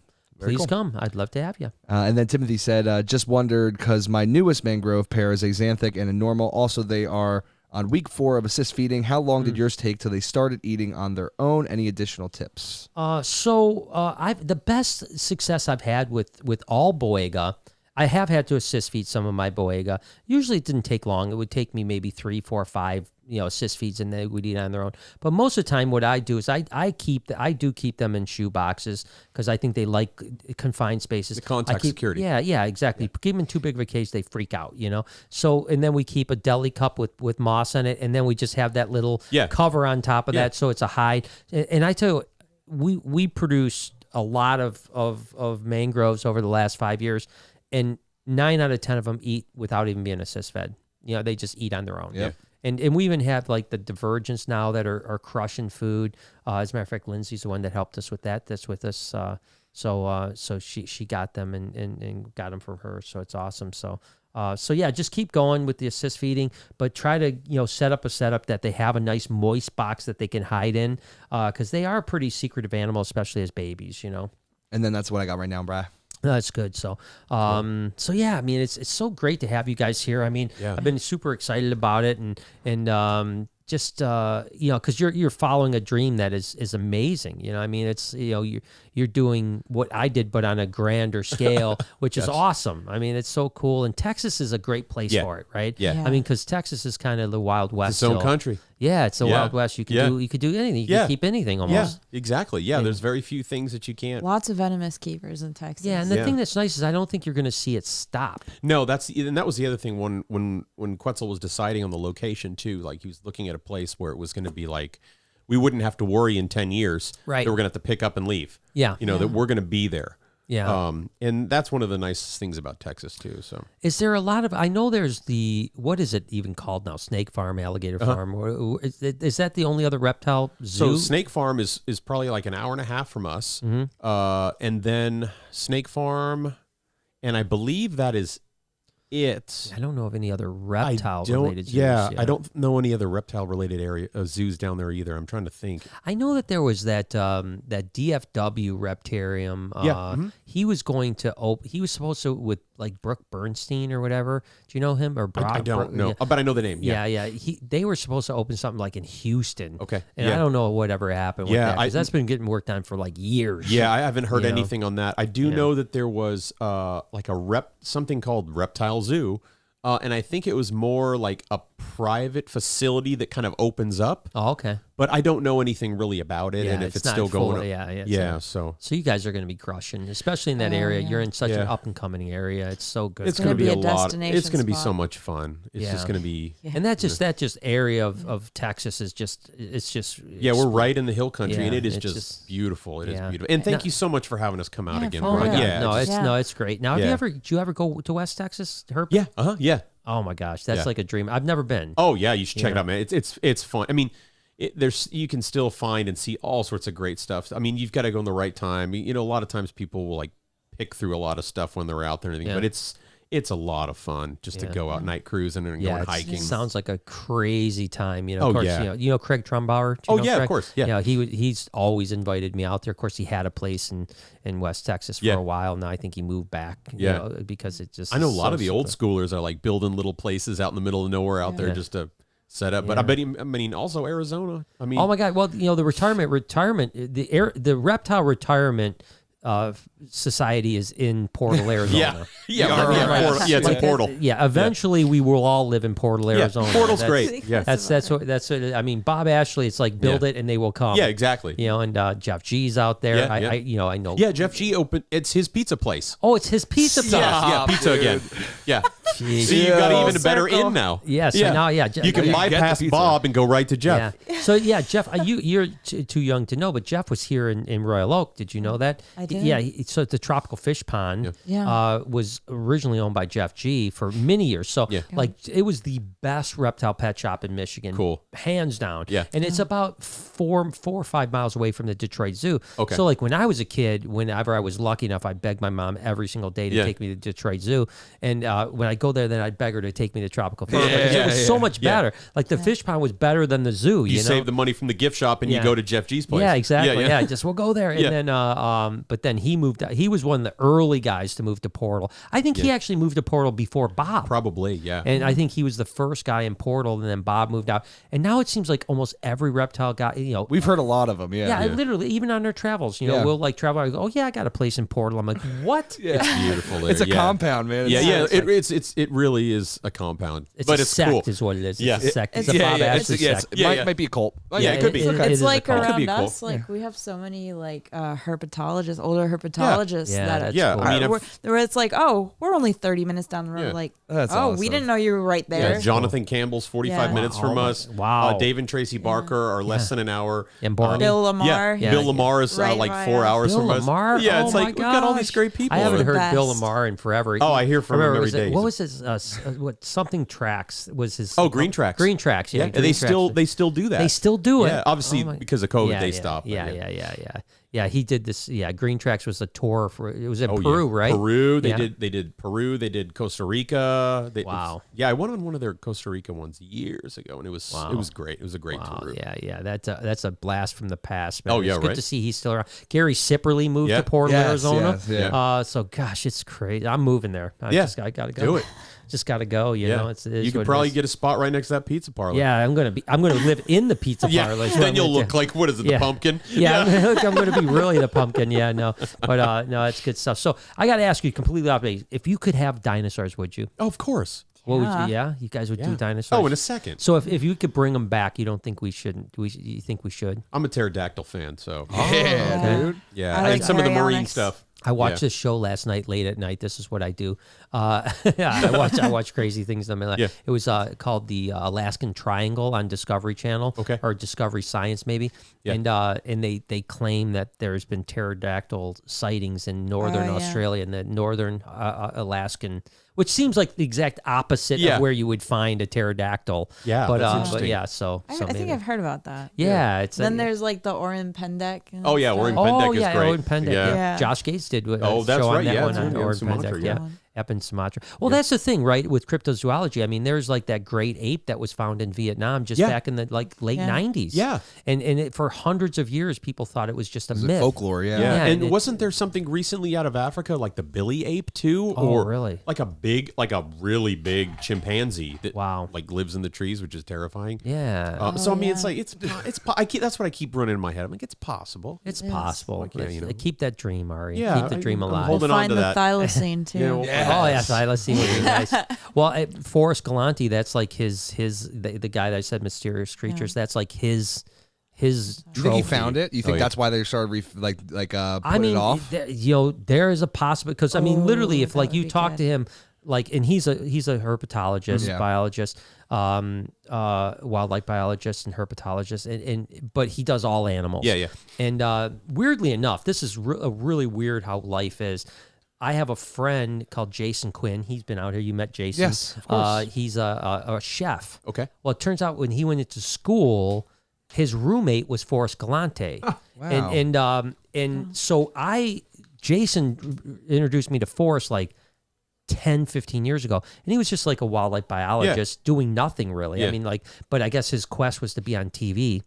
And so he did a couple like little tiny shows, didn't really do well. Yeah. Kind of failed. He's been kind of going through the motions. Then he had a show on Animal Planet called Extinct or Alive. Okay. Yep. I remember that. Yeah. And that was a fairly successful show.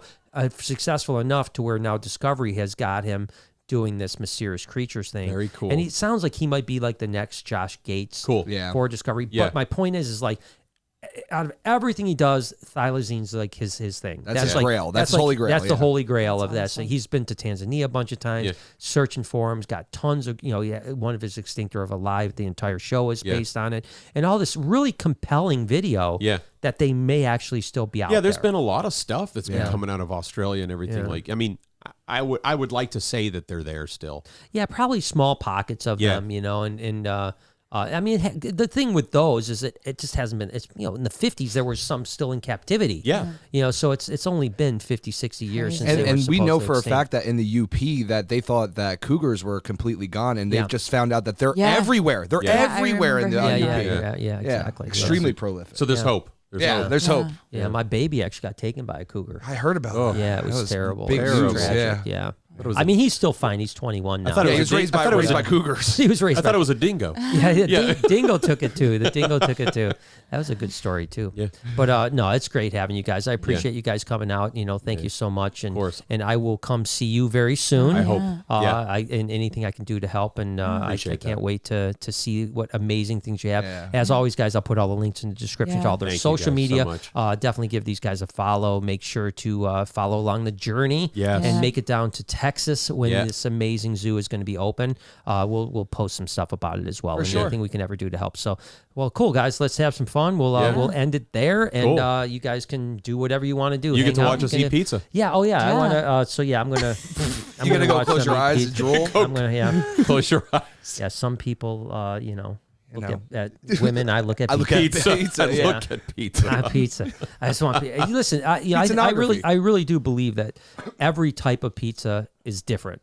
Of Yeah. course. Right? You know, it's not like pizza isn't one thing. It's not like- Pizza's a yeah. food group where it's Yeah. like, you know, there's New York pizza, there's Chicago pizza, Yeah. there's Detroit pizza, there's, Yeah. you know, I mean, evolved you know, over time. I mean, I could eat pizza every day and have a different pizza every day. Yeah. And it'd be good. So let's Yeah. go eat pizza. Well, you guys go eat pizza and I'm going to watch you guys. Awesome. All right, guys. Thank you so much for tuning in. Thanks, I appreciate Brian. you. We'll see you guys soon. Have a good night, guys. See ya. Bye.